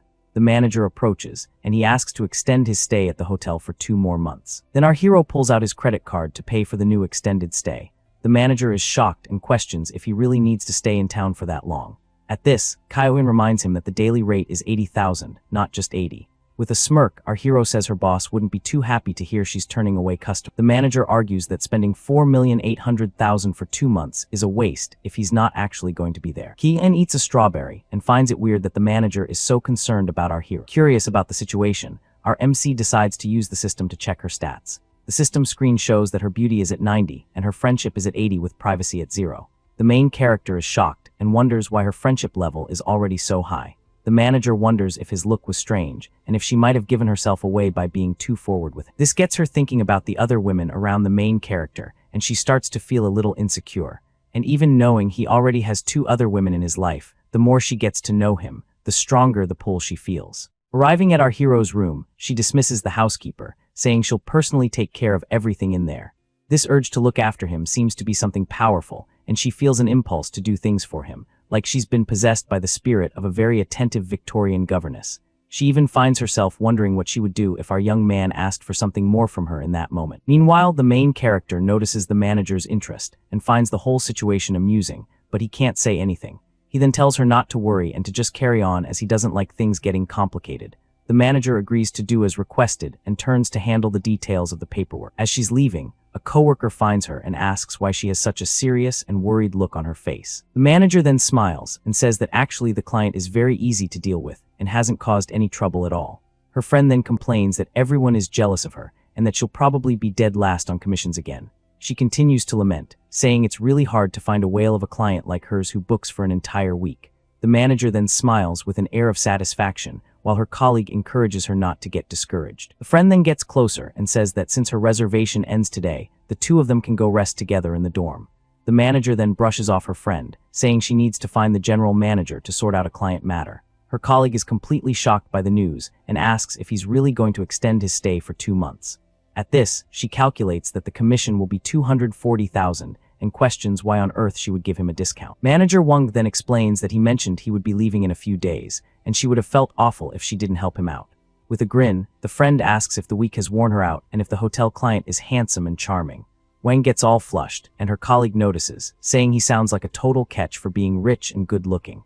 Then the friend leans in and whispers a proposal where she would take care of the client and give the manager the entire commission. The manager tells her to get her head out of the clouds as he spends millions and can have anyone he wants, but the other woman insists. She sighs and wonders what our young Jang really thinks about her. Deep down, she then says goodbye to her colleague, telling her they need to talk later because she's off to find the general manager now. The general manager is super excited by the news and says that a client of this caliber must be personally attended to by. 10 minutes later, our hero finds the bill a bit odd since a daily rate of 80,000 for 2 months should add up to a higher total. Then the system congratulates him for using the rebate card and informs him that he has received 380 million. Just then someone knocks on the door, and through the peephole he sees the general manager with 2 other people looking for him. The MC opens the door and the man introduces himself while handing over a business card, thanking him for his trust. The general manager informs him that because of Wang's discount, Our hero will now have super VIP benefits and a permanent 20% discount. Our young man realizes it was a discount and thinks to himself that the manager's kindness almost cost him 100 million in rebate money. But he reflects that she was willing to cut into her own commission and thinks that the manager has the qualities of a good woman. The main character then shakes the general manager's hand, suggesting they be friends, and the man agrees on the spot. With that, the president asks Manager Wang to take very good care of his new friend and to treat his requests with the utmost priority. The general manager then takes his leave, saying he won't bother him any longer and hopes he enjoys his stay. Our hero watches Manager Wang, who seems a little nervous as she says her goodbyes. Back in the room, the streamer jumps into our hero's lap, saying she never wants to leave this place. Our young man then says he has things to do, but if she wants, she can stay there by herself without him. She then complains that her friends invited her out and she canceled all her plans just to be with him. He then comforts her, saying he'll come find her as soon as he's free, and she seems to agree. 1 hour later, our hero is leaving and runs into you, who is waiting outside, waving at him. She then moves closer to thank him and gives him a very affectionate kiss on the cheek. Suddenly, a man appears pointing and shouting at her, calling her a pretty offensive name. The man then threatens her, saying she'd better marry him or he'll throw himself into the river right in front of her. The main character asks you if she hadn't already sorted this situation out with her crazy ex-fiancé. She explains that the guy won't stop stalking her and even shows up at her office, but she didn't want to bother the MC with it. The ex-fiancé then gets angry and accuses the two of being a cheating couple, meeting up behind his back. Yu asks our hero not to pay attention to his nonsense and for them to just leave. The ex-fiancé then completely loses it, threatening to tell everyone everything and jump into the river, blaming them for what happens to him. With that, he lunges forward and grabs you by the arm, leaving her completely terrified by his actions. Seeing this, the main character steps in front of them and tells the aggressor to back off immediately, protecting you. Seeing his rival's audacity, our hero grabs him by the collar and asks if he's finally looking to get his butt kicked right then and there. He then calls over the security guards and with a smirk offers 5 million to each of them if they help him with his little payback scheme. Our protagonist explains that they should pretend the rival tried to jump into the river and then rescue him very, very slowly on purpose. The classmate starts to panic and asks if Jiang Chen is trying to hire hitmen in broad daylight. Totally lost, the security guards get confused and ask if our guy is joking around with such a crazy offer. Jiang Chen says he can pay up front and promises to get them the best lawyers if any of them end up in the slammer. The guards are tempted by the cash and figure that earning 10 million for a little jail time is a heck of a deal. The rival gets desperate and tries to warn them, saying that taking someone out is a super serious and unforgivable crime. The guy tries to back away in fear, but the guards yell at him to just jump in the river already so they can get the job over with. He then confronts our hero, betting he doesn't have the guts to do anything, but Jiang Chen just smirks at him with contempt. Our guy then offers 100,000 on the spot and tells them to rough the dude up until he's out cold on the ground. One of the guards pulls out his phone and is shocked to see that the promised money actually hit his bank account. With the money in hand, the security guards go after the rival, who doesn't even stand a chance against the thrashing that's coming his way. So the guards surround the guy and start laying into him, while our protagonist watches the whole show from a front row seat. Just then the stunning Yuxi shows up and asks Jiang Chen to just let it go, saying it's not worth starting a fight.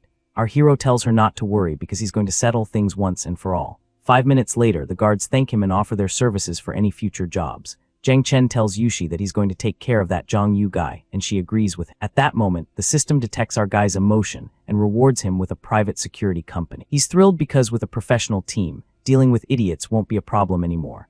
So our guy, all excited, asks the young woman to go check out some locations for their new company. The woman is surprised and asks if he really has the energy for that after all the chaos, but he replies that he's not going to let some nobody mess up his plans, and the two head out. Soon after, they arrive at a huge, imposing building, the World Financial Center. Once in the office, he says the place is perfect for launching the entertainment company. She agrees, saying that with a few changes, they can start operating right away. With a mischievous grin, our protagonist invites the blonde to sit with him for a bit. The young woman then goes to the window and closes the blinds, making the atmosphere much more intimate. After that, she approaches him in a very provocative way and kneels in front of him, and the two of them enjoy the moment alone in the new office, getting much, much closer. Our hero plays dumb and asks what she's doing since he only invited her to sit for a bit. The girl then calls him a goofball and says if he keeps up the act, she's not going to talk to him anymore. She turns the tables and asks if he'd prefer her to sit on top of him to solve the situation. Our protagonist, with a smile on his face, replies that she can do whatever makes her happiest in that moment. With that, things heat up even more. He pulls her closer, intensifying the moment between them. The blonde seems to be really enjoying the situation, savoring every second of that special moment. He returns to his villa and the manager greets him, asking if he'd like dinner or a bath. The woman seems to have other plans in mind. Jiang Chen decides to have dinner first and passes on the bath for now, leaving the manager a bit surprised by his choice. The young woman is a little disappointed as she had prepared some new tricks to make her service even better than last time. With no other choice, the manager serves dinner to our protagonist, who enjoys his meal peacefully. He then teases her, saying that today just wasn't her day to be so proactive, but that there's always a next time. The next day at a car event, he runs into his friend from the auction who greets him, surprised to see him there. Just then, another guy arrives with a stunning woman and greets the group who were chatting away. The blonde friend is stunned by the woman's beauty, commenting that her figure and body are like a movie star's. Our protagonist recognizes the woman as Jo Ying and notices that she seems really sad to be there at the event. Suddenly, a creepy guy starts taking pictures of her from a low angle, and the woman gets super uncomfortable with the situation. The jerk even mocks her, saying that if she dresses like that, he can take whatever pictures he wants and there's nothing she can do about it. Our guy gets furious seeing this and the man's complete lack of respect for his childhood friend. So without a second thought, Jiang Chang charges the guy and lands a solid kick on him, sending his phone flying. In the middle of the negotiation, some guy stumbles in front of the car and hits the ground, yelling that his shot was ruined. With a smirk, Jiang Chang says the guy just slipped and offers to pay for his broken phone. But the aggressor ignores the offer and gets up furious, preparing to attack our hero right then and there. The man then lunges forward and tries to land a punch right in our protagonist's face without a second thought. Our boy smiles because according to the law, he now has the right to defend himself from the assault. He dodges the attack and lands a clean shot right on the other guy's chin, who never even saw it coming. The rival drops to the ground, completely knocked out, and our protagonist stands there victoriously over him. Jiang Chang then turns to the manager and asks him to call the police and save the security camera footage. The manager obeys and runs desperately to the phone, asking them to call security and the police. Our guy's new friends praise him for the punch, and he says the incident has scarred his view of the city. One of the buddies then comments that they're decent people and don't share the guy's weird kinks. Just then, the model approaches and asks if Jiang Chang is okay, and he says the important thing is that she's safe. His friends then comment that it's no wonder he got so mad since the whole thing was over her. Our hero then explains that the young woman is his old schoolmate and her name is Jo Ying. He then introduces his friends, Wang Jiang and Chen Hao, to the girl who greets them. The girl then asks if he's there to look at cars again that day. Our guy says he's going to buy a gift for his dad and asks her out for later. With that, she accepts the invitation and says she'll call after work, so he decides to look around. A friend asks if he's eyeing a supercar and a salesperson immediately approaches. The salesperson says the price is $2 million and our hero asks about the delivery. The employee confirms nationwide delivery and says they also help with the vehicle registration. With a smile, our protagonist simply hands over his card to finalize the purchase. Jiang Chang asks them to prepare a special delivery ceremony to surprise his father. His friends are shocked that he would call a supercar something low-key right in front of them. One of them comments that our hero is extravagant for buying so many expensive cars. The friend says he had to beg for a car while our hero is gifting one to his father. After paying, he calls the girl over to leave, thinking about how she's the prettiest girl from their school. In the car, he asks if she's going back to school now that the vacation is over. The girl talks about her family's bankruptcy and how she now needs to work to support herself. She says she doesn't care about gossip because earning her own money is more real. Our guy says a beautiful woman like her shouldn't have money problems, but she replies that nobody ever explains how to get it. She feels indebted to him for helping her twice and he laughs, thinking she seemed distant but is actually very down to earth. Our protagonist says it's all just food, so it makes no difference, and they speed off in the car through the city. They arrive at a restaurant that looks like a farmhouse for the get-together with their friends. When they arrive, their friends welcome them and invite them to sit at the table they've prepared. One of the buddies sees another guy arriving and gets annoyed, wondering who invited him to the party. He whispers that the guy's name is Wang Xing and he has some beef with their friend, so he suggests Jiang Cheng treat him well. Wang Yang greets the newcomer, who hates being called by a specific nickname and is accompanied by two girls. One of the guys tries to cool things down, saying they're there to make friends, but the other guy seems pretty ticked off. Everyone sits down at the table, which is loaded with food, and one of them compliments the main dish, suggesting they start drinking. Half an hour later, the rival boasts about getting a stock tip that's going to guarantee him a huge profit. A guy asks for help, and Wang Xing gives him a lecture about choosing friends wisely instead of picking freeloader. Chen Hao gets furious, realizing the rival's speech was a not-so-subtle jab at him and our hero. So he confronts the guy and calls in a $2 million debt from 2 years ago since he's so loaded with cash now. The friend loses his patience and stands up ready for a fight, questioning if the rival thinks he's special for being called by the nickname. Jiang Chang tries to calm his friend down, asking him not to ruin the party with unpleasantness. The rival gets annoyed by the interruption and slams his drink on the table, yelling about who gave him the right to speak. As he does, the drink goes flying and ends up staining the girl's entire blouse, scaring her. Our protagonist then comforts her and shoots a furious glare at the aggressor. Sitting at the table, the rival stands up furious and yells, asking what Wang Chang's problem is. One of the buddies questions if the guy only came to the event to start trouble. Another acquaintance thinks to himself that everyone's tune has changed, and now they're all defending Jiang Chang. He warns the guy not to make a scene since they're there for a mutual friends get-together. Landy gets ticked off and slams the table, fed up with hearing everyone gassing up the new guy. At that moment, our protagonist demands that he apologize for getting the model's outfit dirty. The young woman tries to defuse the situation, saying it's okay and that he doesn't need to worry about it. Blondie refuses to apologize and even calls him trash, trying to pick a fight.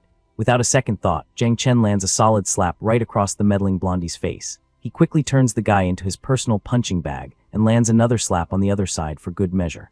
Our protagonist wonders if the guy really thinks he's some kind of pushover to be insulted like that. The aggressor is shocked by the pain and angrily asks how he dared to hit him.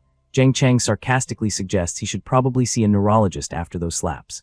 Losing his mind, the blonde idiot grabs a chair to attack Jiang Chan as a friend yells for our boy to watch out.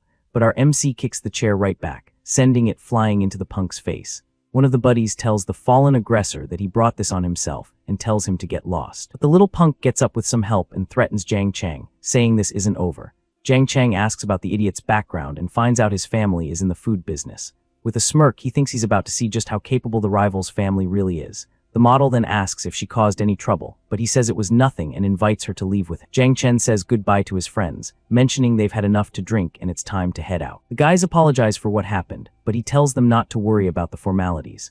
Arriving at the car, he hands the key to the young woman and asks if she knows how to drive. She jokes she was a famous heiress and promises to get him to his destination safely. She mentions it's been a while since she's driven a supercar and that she'd love to open it up. With that, the car shoots off at high speed, and he's surprised to find out she's into racing. The young woman explains that her family was very strict and she never got the chance to race before. Jiang Chen promises to take her to a real race the next chance he gets. Once out of the car, she thanks him and says she'll always remember all his help. But it's getting late and he should get some rest, so she shyly says goodbye and hands back the key. He watches her leave and wonders why she ran off so suddenly, guessing it might have been out of shyness. But he decides not to dwell on it, as he needs to focus on the business he has to take care of. He remembers the security team the system gave him and decides to test their performance. Just then, he stumbles upon a bizarre news story online about pickled cabbage that smells like stinky feet. Lying in bed, our protagonist discovers that the food safety problems of Wang Xing's family have gone viral. A moment later, one of his friends calls to tell him that the rival's family's nasty products have been exposed. Jiang Chen confirms he's aware, adding that even their rotten raw materials were revealed. With suppliers pulling the products, the company's reputation was completely trashed. The friend remembers what our hero said the day before, recalling the words, "I'm going to see what that blonde idiot's family is really made of." Our boy comments shocked that the Wang family is going to take a massive loss because of this. The other guy agrees, saying he knew from the start that Jiang Cheng wasn't just some ordinary guy. Meanwhile, at the Wang family home, the rival's father is frantically on the phone trying to handle the crisis. The man hangs up furiously, wondering who could be trying to sabotage his business. His son approaches and asks his dad what happened to make him so worried. Just then the father notices his son's swollen face and angrily asks what kind of trouble he's gotten into now. The kid explains he got beat up by some arrogant country bumpkin and is already planning his revenge. The father then slaps his son and scolds him for doing nothing but stir up trouble all day like some gangster. Suddenly the father connects the dots, suspecting the fight has something to do with their company's problem. He then says in despair that the company lost 40% of its market share overnight. Meanwhile, the rival's dad is absolutely losing it at his son, screaming at the guy to fix this mess or he's divorcing his mom. The blonde dude refuses to listen, thinking it's way too humiliating to apologize, and actually tells his dad if you want a divorce, go for it, cause I ain't going there. His mom is totally shook by the answer and asks him what on earth he's talking about. Then she turns to her husband and suggests they just throw money at the problem like they usually do. That just makes the man even madder and he calls her foolish, revealing their entire fortune went down the drain overnight because of our hero. The dad storms out, yelling that if they don't fix this, he's hitting the road for good. Now the kid is panicking and asks his mom what they're supposed to do. His mom grabs him and insists he go beg our MC for forgiveness, telling him that without dad's wallet, they're both completely toast. Meanwhile, Jiang Chen is having breakfast while listening to a report. Wang Jian lets him know the Wang family has already lost 100 million in assets. Right after, the butler steps up and asks if he enjoyed his coffee. Our main guy smiles and compliments the meal, but then asks if she was the one who changed his clothes. Later on, Wang Yun watches the MC arrive with the actress soon, and she thinks she needs to step up her game to get his attention. Blushing a little, the butler looks determined to win over her boss. Inside the house, she offers Jiang Chen a drink to help him recover, but it looks like he dozed off on the couch, and she wonders if he's already fast asleep. Wang Jian decides the couch isn't the best spot for him and helps him get to bed. Smelling the party on him, she thinks it's better to change our hero's clothes. She takes this opportunity to put a little plan into action with him, thinking about using some of that knowledge she picked up from movies. So things get pretty intense between the two of them that night. The next morning she confirms she only changed his clothes and that nothing else happened. But Jiang Chen teases her, saying he dreamed about the two of them together in the room. The butler then offers to try out a new massage technique she learned just right after that. She suggests they should head to the bed to get started. Our main guy accepts with a smile and lets her take the light. In the room, she starts the massage, wondering if her technique is any good. Turns out her outfit is pretty daring, leaving our boy totally surprised. He's shocked by her confidence and tries to keep his cool. Even with the temptation, the MC uses all his willpower to keep it together. Finally, the butler asks in a teasing way how he's feeling. Jin Chening compliments her massage with a smile and says it was perfect. With that, the butler says she's going to switch positions to continue the service. She then adjusts herself on the bed in a way that's definitely sending our hero some signals. The girl looks a little shy about it, but she sticks to her bold game plan anyway. So he comments that the scene looks a whole lot like that dream he had earlier. From there, Wang Yo asks if he's down to go all the way with her. RMC answers with a yes, saying he's ready to do whatever she wants right now. That leads to them kissing intensely, and she playfully calls him a little naughty. The temperature rises in the room, and the butler seems to be really enjoying the situation, probably thinking her movie-inspired plan is working better than she ever imagined. Elsewhere, the auction rival rolls up to a hotel with a lady friend, thinking there's no way he'd ever apologize to a redneck like our main guy. However, when it's time to pay, the guy's credit card gets declined by the machine. The receptionist gives him an apologetic look and says the payment didn't go through. Annoyed, the dude thinks the machine is busted and hands over another card. But the lady lets him know that one has insufficient funds too, sending him into a total panic. The blonde guy starts spiraling, remembering he blew everything on a new car, realizing his dad froze the cards, and now he doesn't have a dime to his name. So he turns to his date and asks her to pay for the room, promising he'll wire transfer the money back to her later. But the girl slaps his hand away, furious at the whole mess, accusing him of being a broke loser trying to play rich just to trick her. Faced with that, the rival stands there completely shocked and speechless in the middle of the lobby, probably wishing the floor would swallow him whole. The guy then asks the receptionist if she wants to come up with him since the other girl left, which is either incredibly bold or incredibly stupid, probably both. Next, the rival calls his dad, yelling and asking why his card was suspended. His dad tells him to clean up his own mess because the family is on the brink of bankruptcy thanks to him. Realizing how serious the situation is, the blonde guy decides to look for his friends, Wang Yang and Chen Hao. He then calls the guys who pick up and ask what their brother Chang wants. However, his friends are at a pool party, and one of them questions why he's even asking for help. The rival swallows his pride and sends a message admitting he was wrong and begging for help. One of the friends is shocked by the apology, and the rival asks for help getting in touch with Jiang Chen. The friend named H. Wang says he can ask but can't promise anything, and the rival thanks him profusely. The other acquaintance asks if H. Wang is really going to help him since our hero has it out for him. H. Wang replies that even if our protagonist forgives him, the guy's family is already done for. Soon after, H. Wang calls someone and invites them to a club called TEX that night. Next, he's seen in a bathtub texting a girl and inviting her to come along too. Later at 7:03 in the evening, our protagonist arrives at the club and is greeted by the guys. The girl thinks to herself that everyone mistook her for Jiang Chang's girlfriend and she kind of liked it. The group is then welcomed into the club, and one of them asks what the plan is for the night. Our protagonist then orders 3 bottles of some top-shelf stuff along with snacks and fruit. The club manager approaches and asks if Jiang Chang needs a crew to liven up the party. However, one of the friends calls him out for being clueless since our boy brought his wifey along to have a good time. The manager realizes his mistake and apologizes, all flustered, saying he'll take care of everything immediately. Our hero's companion just watches the whole scene with a satisfied smile on her face. Right after that, the drinks arrive, brought over by 3 girls in bunny outfits. The young woman then whispers in his ear that she's curious to try the wine but can't since she's driving. He says it's no problem and that he'll grab a few bottles for her to enjoy at home later. With that, her friendship level with him increases, and she thinks he's different from other guys. Suddenly, the blonde rival shows up at the club and is stunned to see our protagonist sitting there. The girl gets confused by his arrival, but our hero tells her not to worry about it. The rival then bows, apologizing and begging for our guy to forgive him and leave his family alone. Our protagonist, however, says that he isn't the main person he owes an apology to. The rival is confused, so our hero tells him to think carefully about who he really needs to apologize to. Then, Jiang Chang stands up and says he dirtied his friend's clothes and wants an apology for her. The blonde guy then remembers what happened and asks for forgiveness from the young woman with him. She, however, says it's all right and that he doesn't need to worry about what happened. With that, her friendship level increases again, and she thinks our hero genuinely cares about her feelings. The rival keeps begging for them both to forgive him and not hold a grudge anymore. Our protagonist then calls him a country bumpkin and reminds him how arrogant he was the night before. He then proposes that the guy smash 3 bottles over his own head to make things right. The guy is shocked and humiliated, as he never imagined the country bumpkin would come up with something like that. Our hero just stares him down with a serious look and asks what he's going to do about it. Without hesitating, the rival grabs a bottle and smashes it with all his might against his own head. From the impact, he collapses to the floor, all banged up amidst the shattered glass and spilled drinks. Our protagonist then claps sarcastically, thanking him for the unforgettable show. Friends watching are impressed by how ruthless the rival was to himself. Lying on the floor, a total mess, the rival thinks he's finally overcome that hurdle. The manager asks if he should call for medical help, but our hero just tells him to make sure the guy makes it out okay. The girl worries about the cops, but he says he never laid a hand on the rival and offers her some milk. With the problem solved, our protagonist grabs his drink and proposes a toast to everyone there. Meanwhile at the party, a girl in a bunny costume is thinking that if she'd known what she was getting into, she never would have messed with RMC.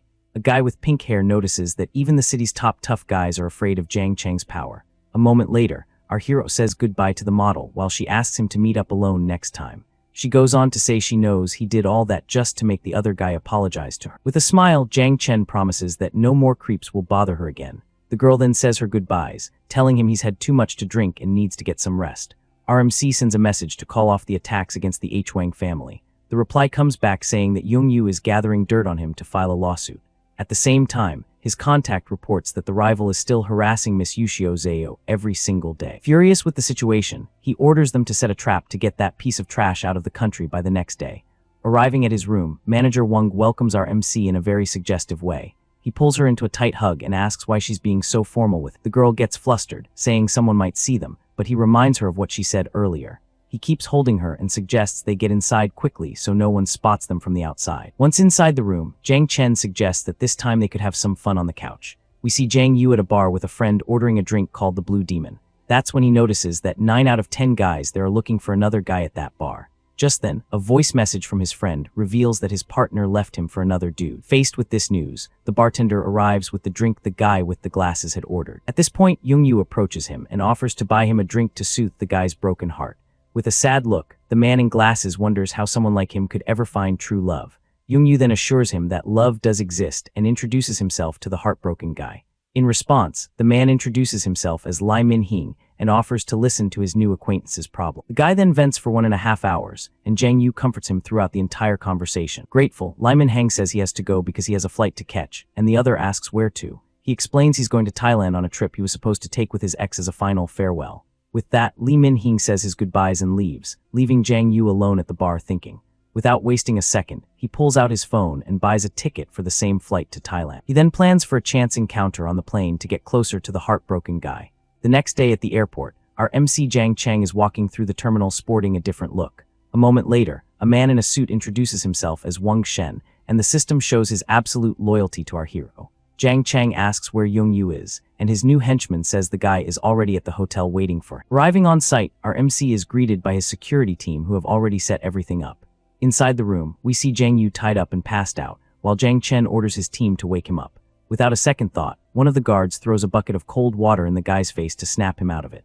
The rival wakes up soaking wet, and with a sly grin comments that he's into this kind of rough play. At this, our MC questions him about why he's still obsessed with Yushio Zayo. Upon seeing our hero, the guy is shocked and asks what he's doing there and what he wants with it. Losing his patience, our MC kicks the chair hard, knocking his rival to the floor without a shred of mercy. He then steps on his fallen rival and reminds him that the next time they met, he would shut him up for good. Desperate, the guy begs him not to do anything reckless because taking someone's life is against the law. With a cruel smile, Jiang Cheng says that in Thailand, people accidentally overdose every single day. The rival panics and swears he'll never bother Yushio Zayo or anyone else again, begging for his life. With that, our hero orders Wang Sheng to take all the guy's money, his phone, and his documents, leaving him with absolutely nothing. He challenges him to get back from Thailand with nothing, and if he manages it, he'll consider it fate and leave him alone. And so the rival is left in nothing but his underwear, shivering from the cold, while a girl records the whole thing on her phone. Walking away from there, our MC remembers he still hasn't signed for the stocks he got from the system and decides to head to Henshin Co. to take care of it. Right after that, a guy walks up to Jiang Cheng and introduces himself as Mario, a total big-shot shareholder from the Henshin Company. Our main man shakes his hand, and this new acquaintance invites him to his office so they can talk business properly. Once they're inside, Mario hands over the contract, and the system does its thing, analyzing the guy and showing his friendship status with our MC. Since they have a total ride-or-die bond according to the system, Jiang Chang doesn't sweat it and signs the papers for his 20% stake. After the business is done, Mario invites him to check out the local nightlife, but our guy turns him down, saying he's already got other plans for later. So Mario says his goodbyes and tells the kid to give him a buzz if he ever needs anything down the road. Back in the car, our MC tells the driver to take him for a spin around the city so he can get a feel for the place. They end up at a night market, and Jiang Chang starts diving into the local street food scene. While he's enjoying his snacks, he hears a little girl crying for her mom and notices she's in a tight spot because of some shady-looking character. He doesn't waste a second and orders his bodyguard, Wang Sheng, to go save the little girl immediately. Without hesitating, his bodyguard charges at the guy and takes him down with a perfectly aimed kick to protect the kid. The bodyguard keeps the troublemaker pinned to the ground, while the little girl watches the whole thing, looking completely spooked by the chaos. Our guy walks over to the kid, asks for her name, and tries to find out where her parents are at that moment. The little girl named Annie thanks him and says she ran away from her mom because she really wanted some raw marinated octopus, but her mom said no. Because of that, he asks if she remembers her mom's phone number so they can get in touch with her. Our MC pulls out his phone, and the little girl taps in the number so he can give her mom a call. A moment later, Annie's mom shows up and gives the girl a piece of her mind for running off, which makes the little one start crying and saying she's sorry. Seeing her daughter in tears, the woman softens up and comforts her, saying she's not going to get in trouble and telling her to stop the waterworks. The mom introduces herself as Anjin and thanks him for the help, but our MC warns her that she needs to keep a closer eye on things. And Anjin agrees and thanks him for the wake-up call, saying she'll be way more careful from now on. Then little Annie steps up and begs Jiang Chang not to blame her mom, saying it was all her fault for being a brat and not listening. Our guy just smiles at the girl and tells her to listen to her mom and not throw any more tantrums in the future. Seeing how things played out, the mom offers him a ride home and invites him to dinner as a way to say thanks. Jiang Chang turns down the offer, saying he's pretty busy, but she insists and asks where he's from. She's thrilled to find out he's also from Chengdu and asks for his contact info while the system pulls up all her details. They swap numbers and say their goodbyes with little Annie waving goodbye to our MC. As they're walking away, and Jin's bodyguard asks if he should dig into Jiang Chang's background, but she shuts it down immediately. She explains that it's better not to go snooping behind people's backs, especially since he clearly isn't just some average Joe. The next night our guy gets home and his parents greet him, asking about all the stuff he bought. Jiang Chang hands over a pricey watch to his dad, who calls him a smart aleck for flexing his money like that. Right after Jiang Chang gives his mom a luxury handbag, and she's absolutely over the moon with the gift. She praises her son's great taste, saying the bag is gorgeous and way better than any of the stuff his father ever buys. The dad tries to take some credit, saying the kid got his good taste from him, and then asks how much the watch actually cost. Our guy tells a little white lie, saying it was 100,000 because his dad would probably flip his lid if he knew the actual price. His mom tries to play matchmaker and set him up on a date, but Jiang Chen turns her down and says he's heading back out to the city. His parents watch him leave, feeling all proud about how much he's matured and how fast he's grown up. The mom, however, gives the dad a hard time for his lame comment that totally ruined the vibe of the moment. Once he's out on the street, our MC sees a huge crowd gathered around a seriously beautiful girl. He hears the name Zhou Ying and stops to look, wondering if she's actually who he thinks she is. A guy named Wang Yuan is down on one knee, pouring his heart out to Zhou Ying right in front of everyone. The people standing around are buzzing about the expensive necklace and how romantic the proposal is, mostly because of the price tag. Zhou Ying shuts him down and tells him to quit it, but the guy won't take no for an answer and pulls out a diamond ring. The girl gets ticked off by his persistence and threatens to walk away if he doesn't stop making a scene. Because of that, the guy snaps his fingers and calls in some backup for his crazy plan. Suddenly, a bunch of people show up with signs and flowers, putting pressure on the girl to just say yes. Seeing the drama unfold, the system triggers a special mission for Jiang Chang with two choices: be a spectator and earn some free